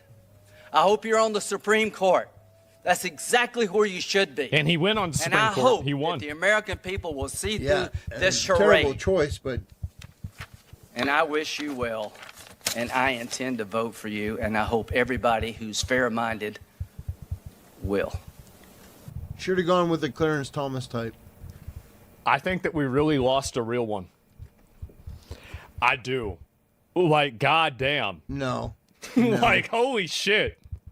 No. And like now that I see all the Nevrons, all the demons coming out and celebrating this dude died, I'm thinking to myself, you know what? Asman, he wasn't that bad. No. Yeah, he wasn't that bad at all. No, he's a rhino. No. I know what Asman's doing, but no, my friend, that is not accurate. He was a Warhawk rhino. By the way, yeah, Asman has called this guy a retard in the past. We recognize that Lindsey Graham, we didn't want him to die, but we're aware. We're aware of the reality.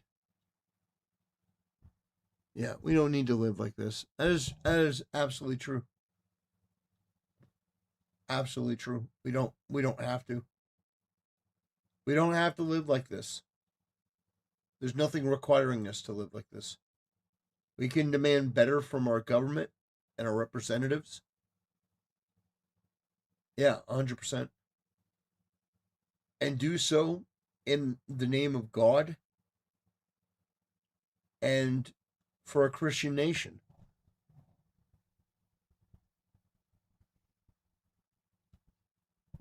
Those kind of people will cheer. Yeah, absolutely. So I'm going to wrap things up for the night. I want to thank you guys for watching. You guys, your support is your support means more than you can know.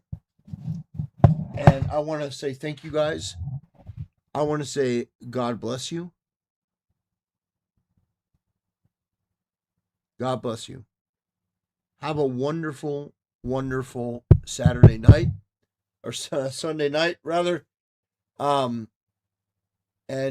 hopefully you look forward to engaging with the week tomorrow. All right, that'll